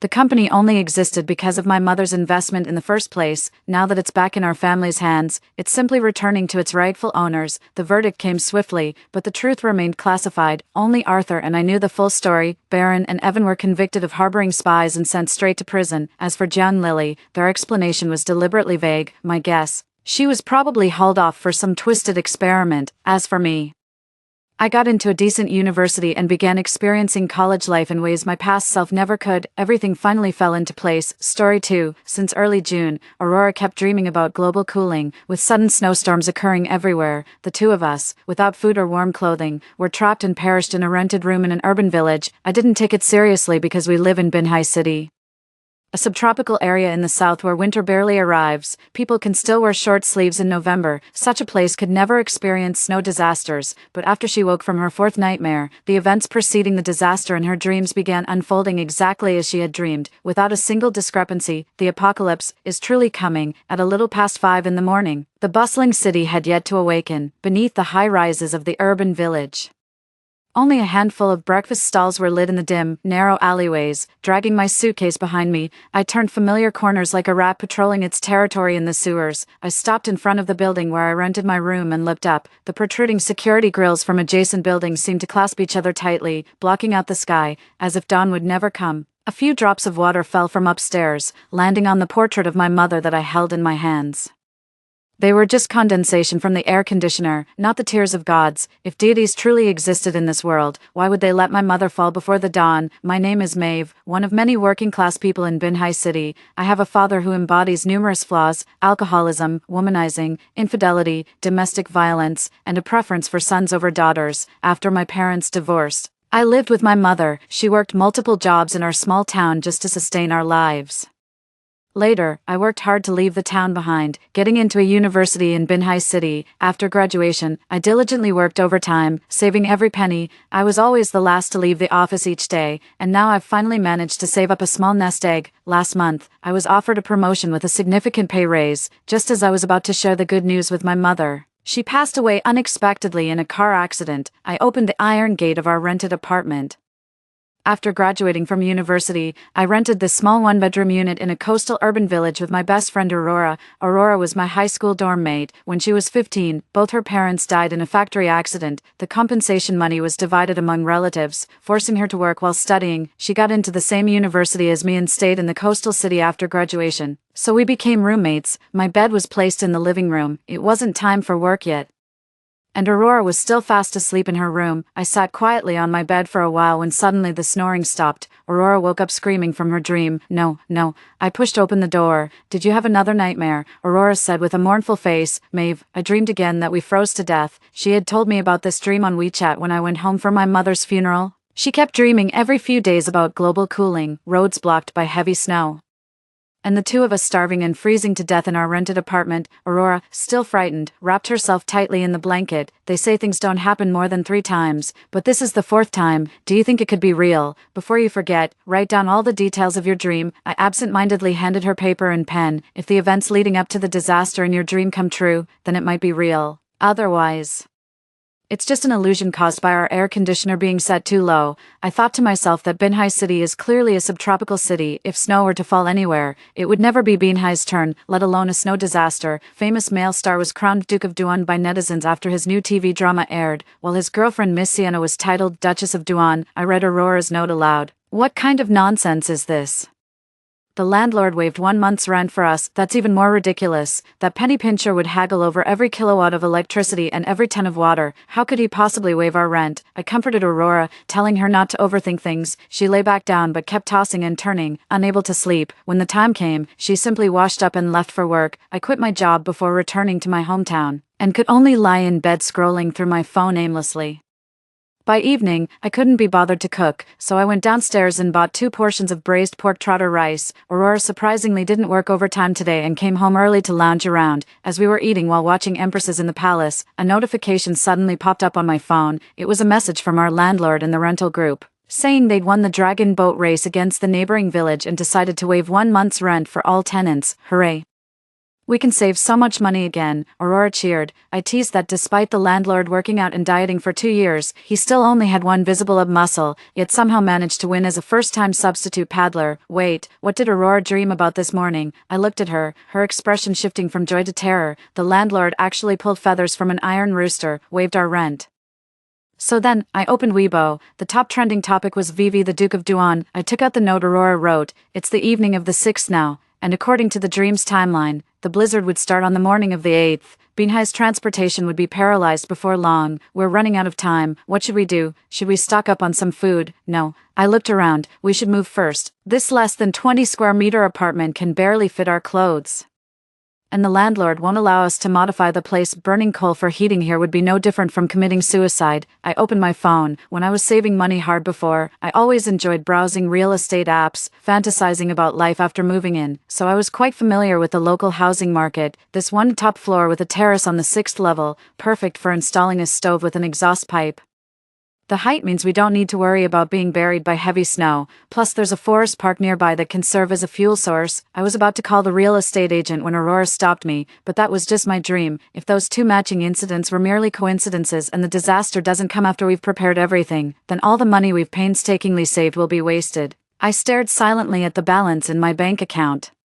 My non-prestigious bachelor's degree doesn't count for much in this highly competitive big city, and neither does my salary. After 3 years of hard work, my savings only amounted to a little over 100,000 yuan. Aurora doesn't have much obsession with buying property, and her savings are even less, just 20,000 to 30,000 yuan. Home renovations, cold weather clothing, fuel and food. This stockpiling would deplete all our savings, ever since my parents' separation in my 3rd year of junior high. All my efforts have been to escape that small county town with my mother for a better life. Now that she's gone, everything has lost its meaning for me. I have no plans to marry or start a family, nor do I want my savings to be divided among distant relatives back home. This money was always meant for Aurora alone. I trust your intuition. Money can be earned again, but life is irreplaceable. If the disaster never comes, we can consume, use, or resell the stockpiled supplies.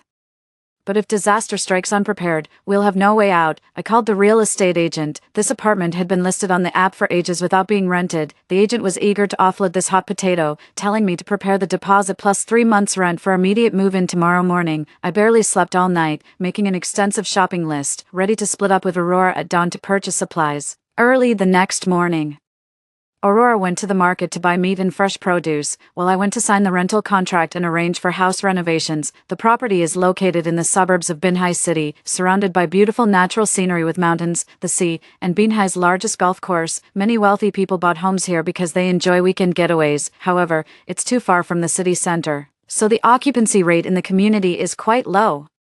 With only a few dozen households living there permanently, the property management said ours is the only household living here permanently in this building. Other owners just occasionally come by to take a look. The landlord immigrated overseas years ago and had no objections to my renovations, as long as I paid the rent on time. After signing the contract, I found a renovation crew from Northeast China. I paid them above market rates to finish quickly, asking them to install everything to northeastern standards: double-glazed windows, wall insulation layers, and even a stove with a chimney. The front door was also replaced with an explosion-proof, well-sealed one. The workers were a bit puzzled. It's rare to install a stove in homes in this subtropical coastal city. I casually mentioned that I was just running errands for someone else, explaining that my boss's young son was sensitive to the cold.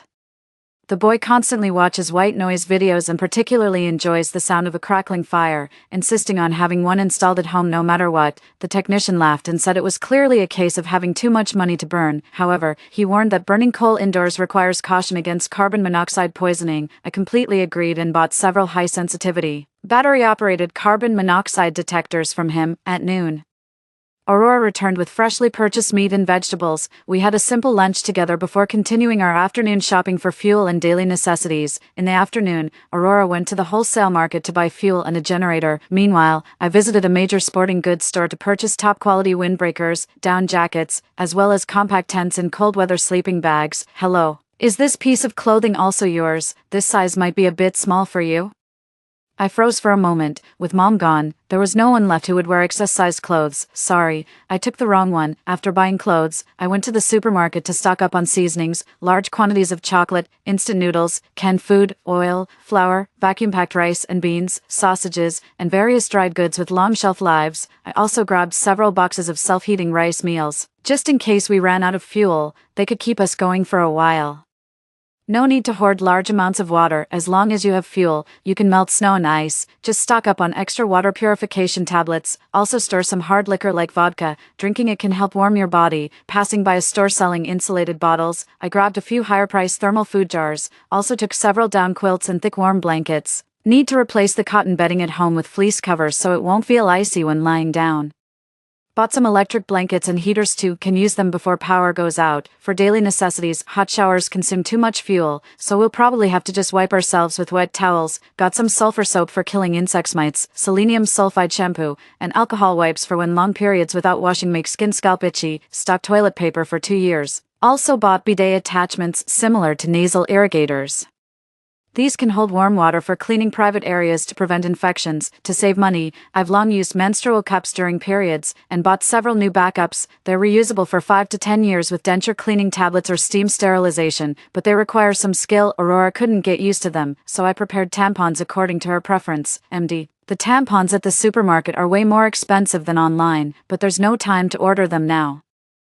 So I'll just have to spend a bit more. Bought several boxes of various medications, can't be without fever reducers when catching a cold, and vitamins and antibiotics are also essential. A box of pencils and 10 notebooks, I can draw for Aurora when bored, and we can even play a game of Gamoku. Also picked up some classic novels and literature, there'll be mental sustenance during power outages. Bought plenty of small miscellaneous items too, like dry batteries, disaster candles, matches, and a hand crank flashlight. I had the supermarket staff help deliver the supplies to the south gate of the neighborhood, saying it was for preparing a homestay. This warehouse-style supermarket seems used to large bulk purchases and didn't ask much, just efficiently packed everything and loaded it up. The south gate is very close to our building, but residents usually use the north gate near the main road, so hardly anyone notices us. As I carried the box into the building unit, the hairs on the back of my neck suddenly stood on end, giving me the same feeling as being secretly watched by the homeroom teacher through the small back window during school days. I glanced sideways and saw a somewhat familiar figure. It appeared to be a tall woman with long hair, her silhouette somewhat resembling my university classmate Camille. When I turned to look, I found no one standing in that spot. Was I seeing things? Don't block the way.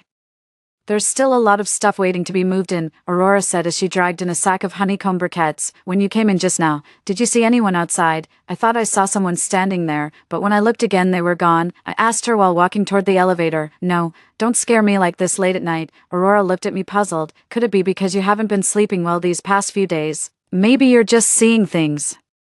Could I really have been seeing things? I rubbed my dry eyes and continued moving the supplies. The supplies were truly numerous and heavy. The two of us made countless trips, and after being unaccustomed to such intense physical labor for so long, I was panting from exhaustion. Aurora patted my shoulder. Hang in there. Just one last trip. See that? If you don't study hard and amount to nothing, you'll end up doing dirty, exhausting manual labor like this.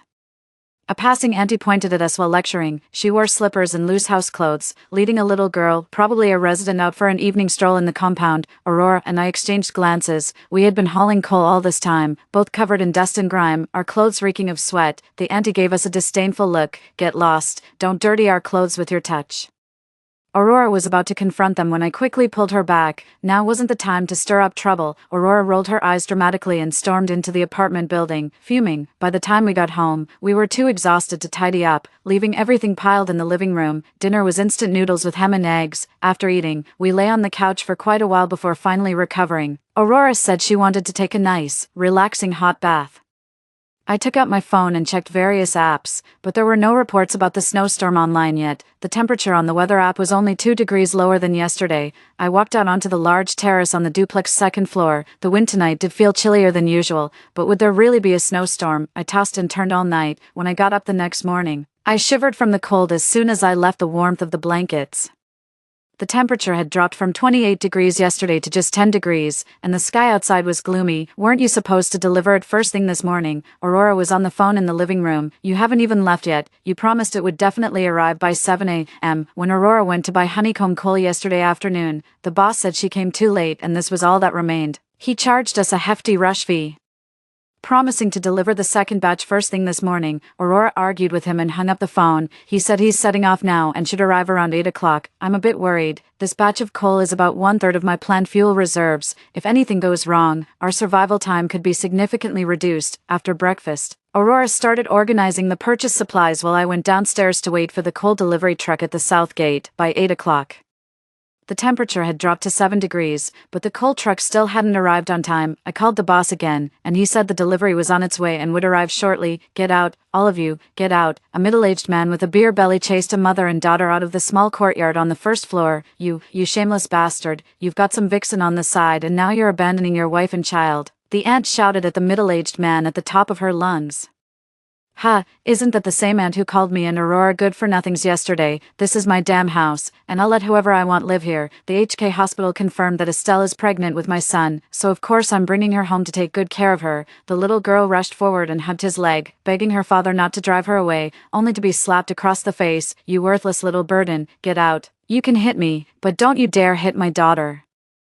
The aunt shielded the little girl behind her and began wrestling with the middle-aged man. I took a deep breath and turned around, wiping the cold sweat from my forehead, only to discover my palms bore crescent-shaped blood marks from where my own nails had dug in unnoticed. Some not-so-pleasant memories surged through my mind. Just then, a small truck approached from the empty road. I stepped out and waved at the driver. He stopped in front of me. "Did you order the coal?" I nodded and showed him the invoice. After confirming, he helped us unload the coal from the truck. I sent Aurora a message asking her to come down and help carry the coal. The driver placed a bag of coal at my feet. "Please check it. It's cold out, so I'll head off if everything's alright." "Is this all?" "Yeah, my truck's empty now. This last bag is yours." I lifted the bag to weigh it, at most 10 pounds, far less than what we ordered. When I looked up, the driver had already driven away. The truck bed indeed completely empty. I called the boss, who said, "Sorry about this. With the sudden temperature drop today, many people are paying extra for coal. We've got regular restaurant clients to supply, plus wanted to keep some for ourselves. Between all this, we just ran short. I'll give you a full refund for the second batch of coal. Consider that last bag as our gift to you." After saying this, they blocked me, while cursing him as a shady businessman. I called Aurora and told her not to come down, urging her to quickly contact other coal sellers to see if we could buy more. As soon as I entered, I saw that aunt sitting by the roadside holding her daughter and crying. With several bruises on her face, she cried and cursed. "What kind of terrible app is this? I've been trying to hail a cab for so long with no drivers coming." The little girl silently wiped her mother's tears. I ignored them and walked straight toward the apartment building, looking up at the sky. According to the time Aurora dreamed about, it would start snowing in another hour. When I reached the elevator, I stood there for a moment. The little girl's teary eyes lingered in my mind, and the figures of the aunt and my mother overlapped. I sighed, turned around, and walked back to them. The aunt gave me a disdainful look. "Stinky delivery guy. Get lost. Don't think you can laugh at me." "How far is your mother's place from here?" she sniffled. "None of your business. We live in a high-end community by Mirror Lake. You poor trash aren't even worth one of my fingers." I took the electric bike key off my keyring and tossed it to her. "There's a fully charged blue e-bike in the shed behind the building. It'll take you 40 minutes max to ride to Mirror Lake in this weather. You saw the forecast. If you want to live, take your daughter and ride home now."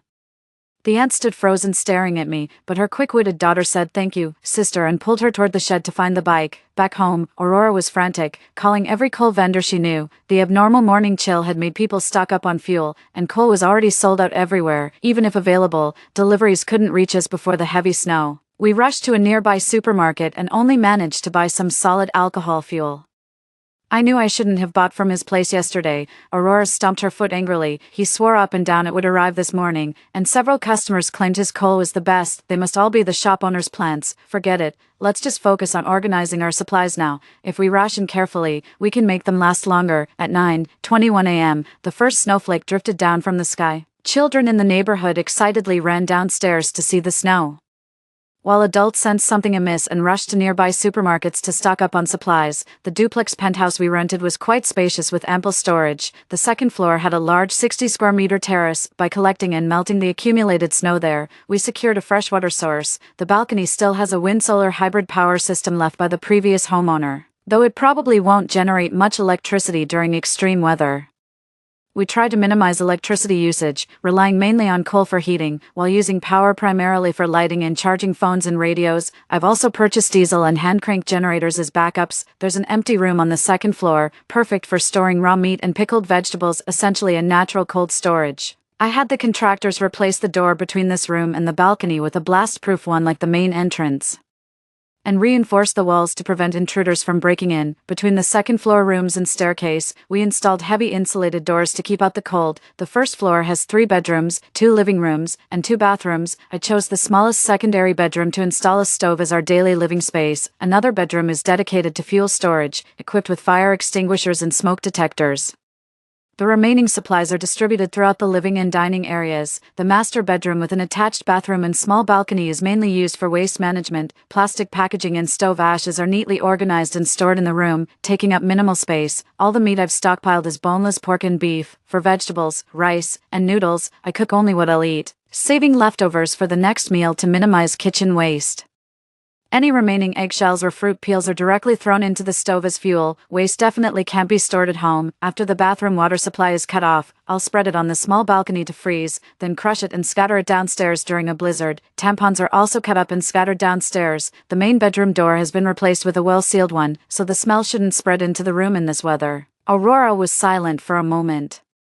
So those manual ice shavers and grinders you bought were for? I rubbed my nose awkwardly. 3/4 of feces is water. I figured if it's shaved finely enough, it could blend in with the heavy snow when thrown down, although not very ethical. This is the only way to handle it now. If we just throw it out, over time if someone passes by here, they'll discover a huge pile of trash piled up downstairs. This building only has our household. And it's the one at the very edge of the neighborhood. The terrace faces an undeveloped grove, and judging by the wind direction, these things will most likely be blown there. Consider it fertilizing the backup fuel. I try to dump it at midnight. Usually neighbors wouldn't go out on a snowy, windy night anyway. Aurora sighed. I feel like I won't want to eat chocolate shaved ice for the rest of my life. By nightfall, the temperature had already dropped to -10 degrees. An unprecedented low for the coastal area. Many northern cities saw temperatures plunge to -20 or 30 degrees. Both of our phones received text messages reminding citizens to reduce outdoor activities and stock up on supplies appropriately. The unusual temperature drop drove citizens to swarm into supermarkets for frenzied shopping, and supplies were quickly sold out. Those who went early had some gains, while those who went late found nothing left. What about the property management? Where the hell are they? Aren't you supposed to deliver supplies to homeowners in this kind of weather? Am I paying the property fees for nothing every month? A voice message popped up in the homeowners group. I clicked on his profile picture and took a look. Wasn't this the middle-aged man who drove his wife and daughter out this morning? He sent several more voice messages cursing people. One homeowner offered to sell him 5 packs of instant noodles for $50 with door-to-door delivery. He started berating them again, calling them selfish and opportunistic. I quietly turned on message notifications mute to avoid having to listen to his barking anymore. Aurora was watching a video tutorial on fire starting techniques, and I suggested she download it in case the internet goes out and she needs to continue watching. How am I supposed to live without electricity? Just sitting around at home all day would be so boring. Aurora added a few binge-worthy shows to her download list. Without power, I wouldn't be able to watch these either. And this too. I handed her the pencils and notebooks I bought. I also brought your colored paints. They're by the dining table. Aurora grinned and drew 2 little figures on the first page of the notebook. For dinner, we had congee hot pot. Even though there weren't many people in the nearby buildings and our exhaust vent faced outward from the complex, I was still worried that the strong smell of food might draw attention. The ingredients were mainly fresh beef and vegetables. It won't be easy to get fresh meat and greens later. Only frozen meat and pickled vegetables will be available. Meat without its flavor, vegetables without their taste. For a native of Y province like me, this is pure torture. The fragrant rice congee was served, and we first added the oysters and fish slices that the kind vendor had already shelled and deboned for us. I initially wanted to buy more shellfish but reconsidered due to the hassle of disposing of the waste. It's the apocalypse. After all, simplicity is key. The fish slices were tender and smooth, a perfect match with the dipping sauce made of sand ginger, lime, and chili. After enhancing the flavor, you can add the meat. Beef should be coated with egg wash before going into the pot and shouldn't be cooked for too long. After finishing the meat, blanch some greens. Only the natural taste of fresh ingredients can awaken my taste buds, numbed by takeout and instant food. Come to think of it, it's been a while since I've had a proper meal. After work, I'm usually too exhausted to cook anything beyond basic survival meals. The sound of wind and snow mixed with the bubbling of the hot pot. The snow outside the window grew heavier, and a biting cold wind seeped through the gaps. Aurora shivered. Later, I'll have to seal the window cracks with plastic sheeting. I served her a bowl of congee water with a sprinkle of white pepper. This bowl of congee, infused with the essence of various ingredients, is the soul of congee-based hot pot. My mom used to love dipping fried dough sticks in this kind of congee. Eating hot pot in this weather is oddly satisfying, like wrapping yourself in a blanket with the AC on in summer. It's a unique kind of pleasure. After dinner, we sealed all the window gaps and hung thickened blackout curtains. After washing up, Aurora set up a tent on the bed to prevent heat loss, while I laid out an electric blanket and thick bedding. I crawled into the down sleeping bag and lay down, finally able to get some proper rest. After a few minutes, I suddenly bolted upright from under the covers. Did you dream about when the power outage would start? It seems like it's been a week since the snow started. I'm not really sure. It couldn't be today, could it? Aurora yawned. What if it's different from your dream?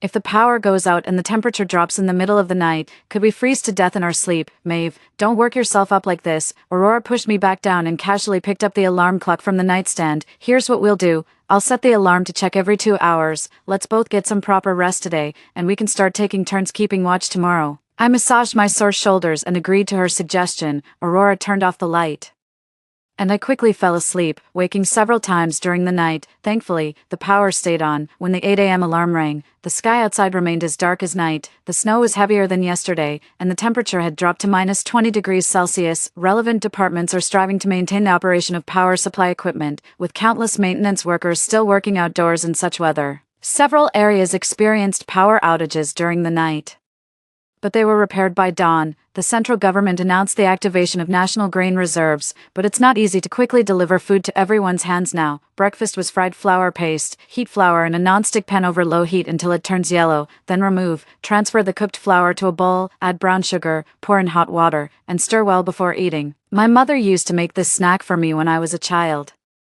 I happened to cook some extra and stored it in an airtight jar for future breakfasts. After the meal, I changed into warm clothes and walked onto the second-floor balcony where a thick layer of snow had already accumulated. I collected the top layer of snow while shoveling the part in direct contact with the ground down to the lower level. That middle-aged man in the property management group was raging again, saying the snowdrifts had buried their front door. At noon, the property management called to ask if I had moved in, saying they needed to survey each household supplies. I said there's no way, we just moved the renovation materials in the day before yesterday. The snow started before we even began construction. Then I heard someone on the phone yelling about broken pipes. The property management said they'd handle it and quickly hung up. When viewing the place, I was being cautious, constantly complaining about the outdated decor, how the bathroom wasn't even wet-dry separated, and specifically asked the landlord if major renovations were allowed, so the property management always thought I wouldn't move in until after renovations. I even repackaged all the materials outside the south gate before bringing them in, with hardly anyone noticing. This building is both on the outskirts and uninhabited. As long as we hide all traces of living here,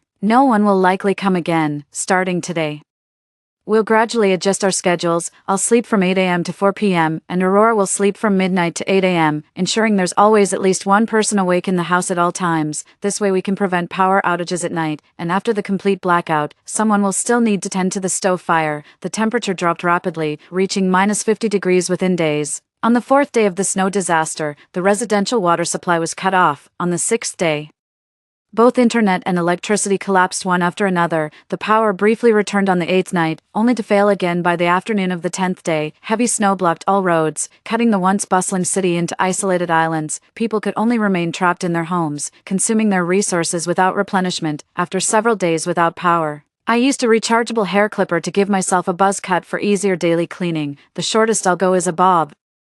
Aurora turned to look at me. You'd better not secretly shave my head. Got it, got it. Look, I don't even have clippers, I'll just trim your hair with scissors. In school, due to regulations, we could only keep our hair short, not past the eyebrows in front or ears and back, so Aurora cherished her hair especially. After starting university, she's kept it waist length ever since. After a power outage, our staple food is usually cooked in a thermal cooker. Pour boiling water into the thermal cup to preheat it for a few minutes, then pour out the water, add raw rice, and fill it with boiling water again. After sealing the lid, let it sit for 4 to 5 hours, and congee will be ready. Although the texture isn't great and the rice often ends up undercooked, this method saves fuel. We also have long-lasting potatoes, taro, sweet potatoes, pumpkins, and instant noodles as supplementary staples. The main dishes usually consist of various combinations of pork, beef, pickled vegetables, or freeze-dried vegetables, paired with different sauces to go with the rice, or simply heated canned food. We also take vitamins regularly in measured doses. I've prepared dried fruits and canned fruit and syrup that can be soaked in water as dietary supplements on a bitterly cold midnight. I sat wrapped in a duvet by the stove, reading a book by the light of a hand-cranked flashlight. The fire crackled as a can of fermented black bean and dace fish stew heated on the stove, paired with plain congee, a simple yet satisfying meal. The stove usually also held a few sweet potatoes and chestnuts Aurora had tucked inside. There was also coffee, which I hadn't prepared. Aurora bought it. She always teased that my veins ran with coffee instead of blood. Truthfully, I don't love coffee that much. I just use it to maintain my overachiever's sleep schedule. Mom always says she loves the taste of coffee, but she can't sleep after drinking it, so she can only take a small sip. I caressed Mom's portrait. Why don't you visit me in my dreams? Do you want me to forget you completely? The outside temperature remained around -50 degrees. At first, the snowstorm raged day and night, but later brief intervals began to appear between the storms. The snow piled up higher and higher downstairs. It seems this disaster won't be over anytime soon. The marinated pork belly sizzles as it's grilled, paired with garlic slices and chili powder. As you chew, the rich fat bursts in your mouth, filling it with meaty aroma, while the crispy, charred skin adds another layer of texture. The only downside is the lack of lettuce, so we have to use pickled vegetables to cut through the greasiness. However, Today's staple is different from usual. Instead of the porridge or half-cooked rice from a thermal cooker, we have fluffy rice made in an electric rice cooker. Yes, the power is back. It's been 8 months since the snowstorm began, and this is only the second time electricity has been restored. The last power restoration was 3 months ago, when the snow stopped for a full 15 days and temperatures rose significantly. Radio broadcasts mentioned that Binhai was seizing the opportunity to rush repairs on power lines and transport supplies. Everyone thought the disaster was coming to an end, but in the early hours of the 16th day, the blizzard returned with a vengeance. The power grid collapsed again, and the roads that had been painstakingly cleared were once more buried under thick snow. Overnight, all the hard work was rendered futile. Today marks the 10th day since the snow stopped, and power has been restored once more. Though no one knows how long it will last, it at least proves that people have never given up hope. According to radio reports, shelters are being built across various regions, and Binhai has set up over a dozen emergency food distribution points. However, with roads still impassable, venturing outside remains difficult. I've also heard numerous cases where people were killed in fights over supplies. In extreme situations, people would do anything for a bite to eat. The radio warned citizens to keep their doors locked and be wary of outsiders. Fortunately, our remote neighborhood had few residents to begin with, and no one knows we live here, so it's unlikely anyone would come to rob us. I wore headphones and listened to the radio while keeping watch all night. In the morning, I took a comfortable hot shower, scrubbing away all the accumulated grime from these past days. After the shower, I crawled into my warm, cozy bed and quickly fell asleep. Maeve. I don't know how long it had been when I faintly heard Aurora calling me. Opening my eyes, I asked, "Is it time for me to get up?" "No, someone's knocking on the door outside, our door." In an instant, my drowsiness vanished as I shot up from under the covers like a sit-up. I glanced at the alarm clock. It was 2 p.m. The nightmare-like howling of the wind outside the window started again. The blizzard had returned. The small desk lamp I'd left on before sleeping had gone out. Looks like the power was out again. Aurora looked flustered. What should we do? Could they be here to rob our supplies? I thought it couldn't be possible. No one in this neighborhood knew we had moved in. Without time to think it through, I grabbed the machete and hatchet from under the bed, tools I'd prepared for gathering firewood when fuel ran out, and also handy for self-defense. I told Aurora to bring the fire extinguisher from the other room. My mom had once forwarded me a short video about using fire extinguishers for self-defense. This thing could catch an attacker completely off guard. The knocking continued, but the door remained sturdy. The walls had been thickened for insulation, making forced entry difficult. I made a silencing gesture, praying that the person outside would assume the place was unoccupied and leave when receiving no response. Only the sound of our heartbeats remained in the dim living room. Maeve, Aurora, don't hide inside without making a sound. I know you're home. She actually called out our names accurately. If you don't speak up, I'll tell the whole neighborhood you've hoarded supplies and let everyone come take them. She spoke with a strong nasal tone, yet the voice felt strangely familiar. I suddenly remembered the figure I saw at the base of the apartment building the night I was moving coal. Was that her? Camille, I tentatively called out to her. Camille was my college classmate, having transferred to our major only in our sophomore year. She came from a wealthy family and was rumored to be related to one of the university administrators. That year, my grandmother fell ill and was hospitalized. I worked part-time to save money while pushing myself to the limit to secure the top scholarship. I should have ranked ahead of her. But the teacher of the final subject, trying to curry favor with the leadership, gave her full marks for attendance despite her being late several times, while deducting my attendance score to just over 60 under the pretext of not receiving my last assignment, even though I was always the first to arrive in class. In the end, she won the award, while I could only receive a lower-tier scholarship, although I knew it was the sycophantic teacher who caused this. I couldn't help but hold a grudge against her. After that, our relationship remained strained, and I often competed with her over academic achievements. After graduating with my bachelor's degree, I started working immediately to earn money early, while she went on to pursue graduate studies at the best university in Binhai. Our paths never crossed again. It's me, don't worry, I mean no harm. I just want to make an exchange with you.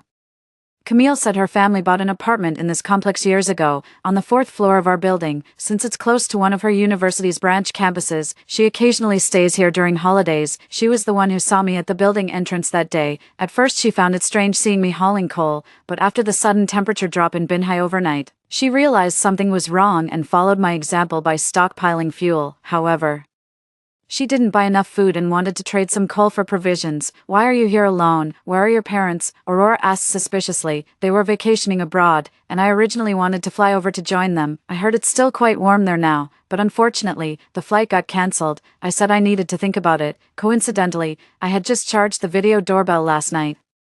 so I could see that she was alone within the camera's view and wasn't carrying any weapons. Camille is 176 centimeters tall and has been working out since college, often showing off her muscles in social media posts, but now she looks much thinner, her complexion isn't great, and she keeps wiping her nose. You have fuel, so how did you end up freezing like this? Damn it. I was planning to wash my hair that hadn't been washed for months while we still had electricity, but the power went out halfway through, leaving me sitting by the stove drying it for ages. I told Aurora to keep watch here and not let her open the door, while I went back inside to take stock of our fuel and food supplies. Our food reserves are actually quite ample, we could easily last another year or more, but neither Aurora nor I have experience heating with coal. We originally planned for insufficient fuel reserves, and after losing that second batch, even with careful rationing we'll run out in about 2 months.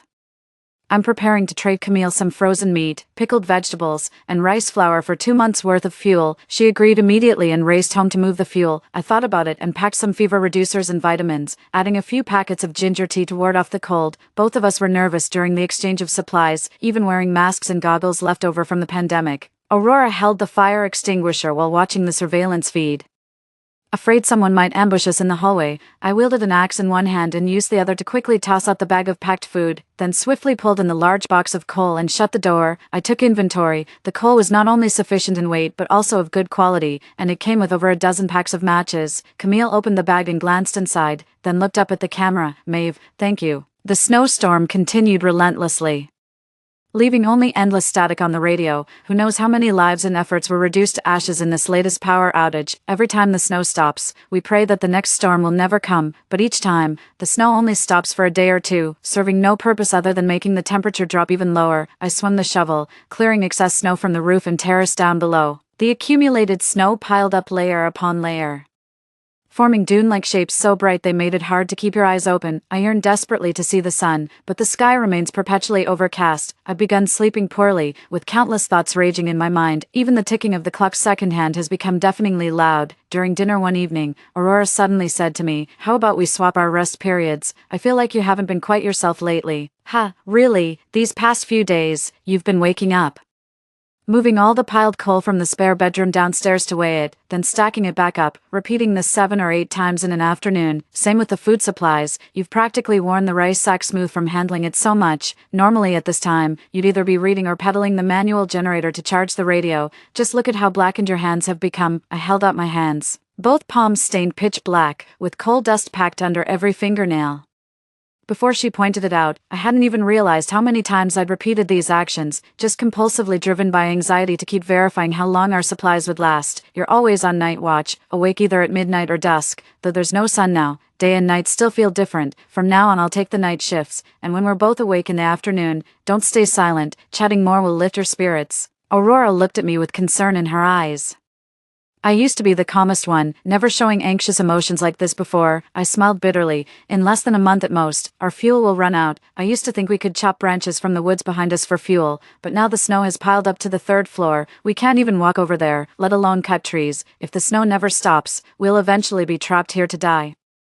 The only difference from the ending in your dream is swapping a 1-bedroom urn for a penthouse duplex ice coffin. No, there's a huge difference. The fact that we've survived this long is already a stroke of luck amidst misfortune. Don't think about the future yet, just live each day well. Who knows, maybe we'll be rescued by the time our fuel runs out. I remained silent, and she continued, "Why don't you find something else to do to distract yourself? Like me, I paint every day, and it makes me feel much better." I used the manual generator to charge my phone, listening repeatedly to the WeChat voice messages my mother had sent me before she passed away. Working overtime again. Don't push yourself so hard. Make sure to rest properly when you have time. Salary.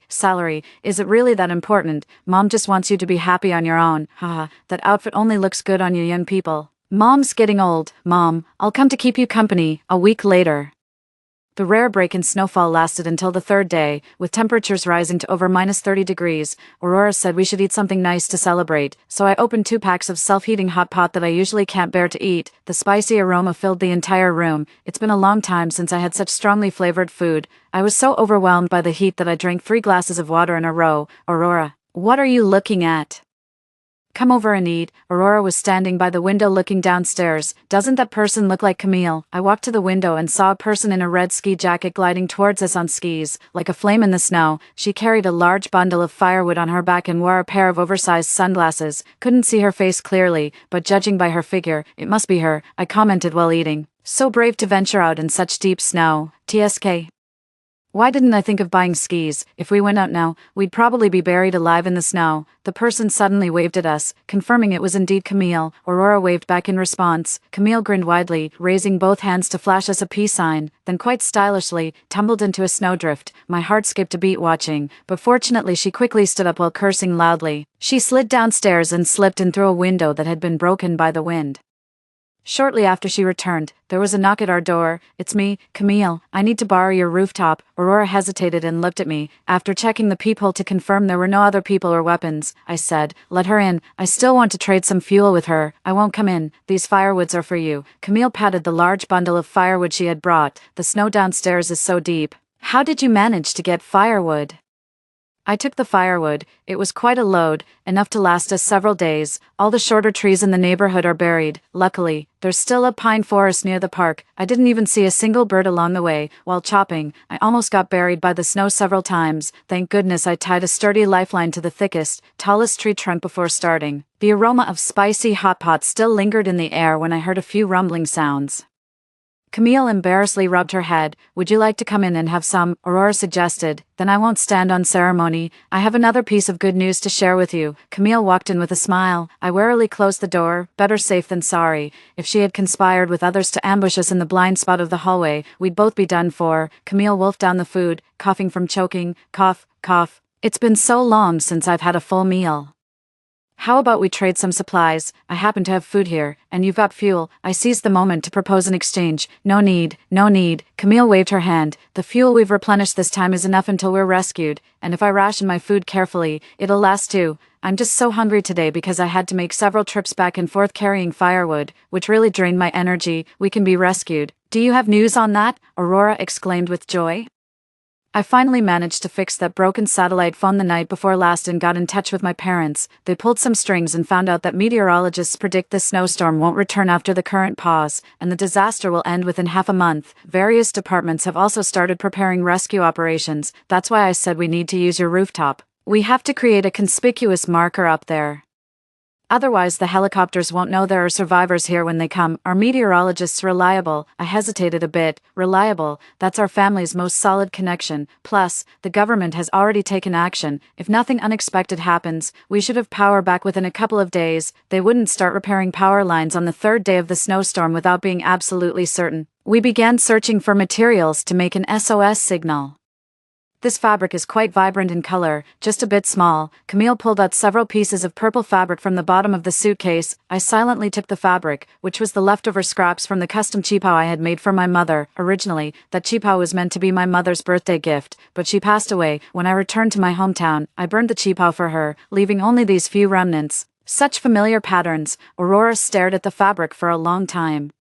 As if suddenly remembering something, Maeve, the woman in my dream was wearing clothes just like this. I was puzzled. What woman? It's that precognitive dream I had, where every time the two of us end up lying on the ground, a woman's voice would say, run, go, don't look at me, don't turn back, you must live on. I couldn't see the woman's face, only the hem of her skirt. She was wearing clothes made of this exact same fabric. The prophecy of the apocalypse was told to me by my mother. She wanted me to live well, yet I nearly chose to give up. I rubbed the small piece of fabric between my fingers as my vision gradually blurred with tears. Hey, why are you crying all of a sudden? Camille flusteredly searched for tissues for me. It's fine.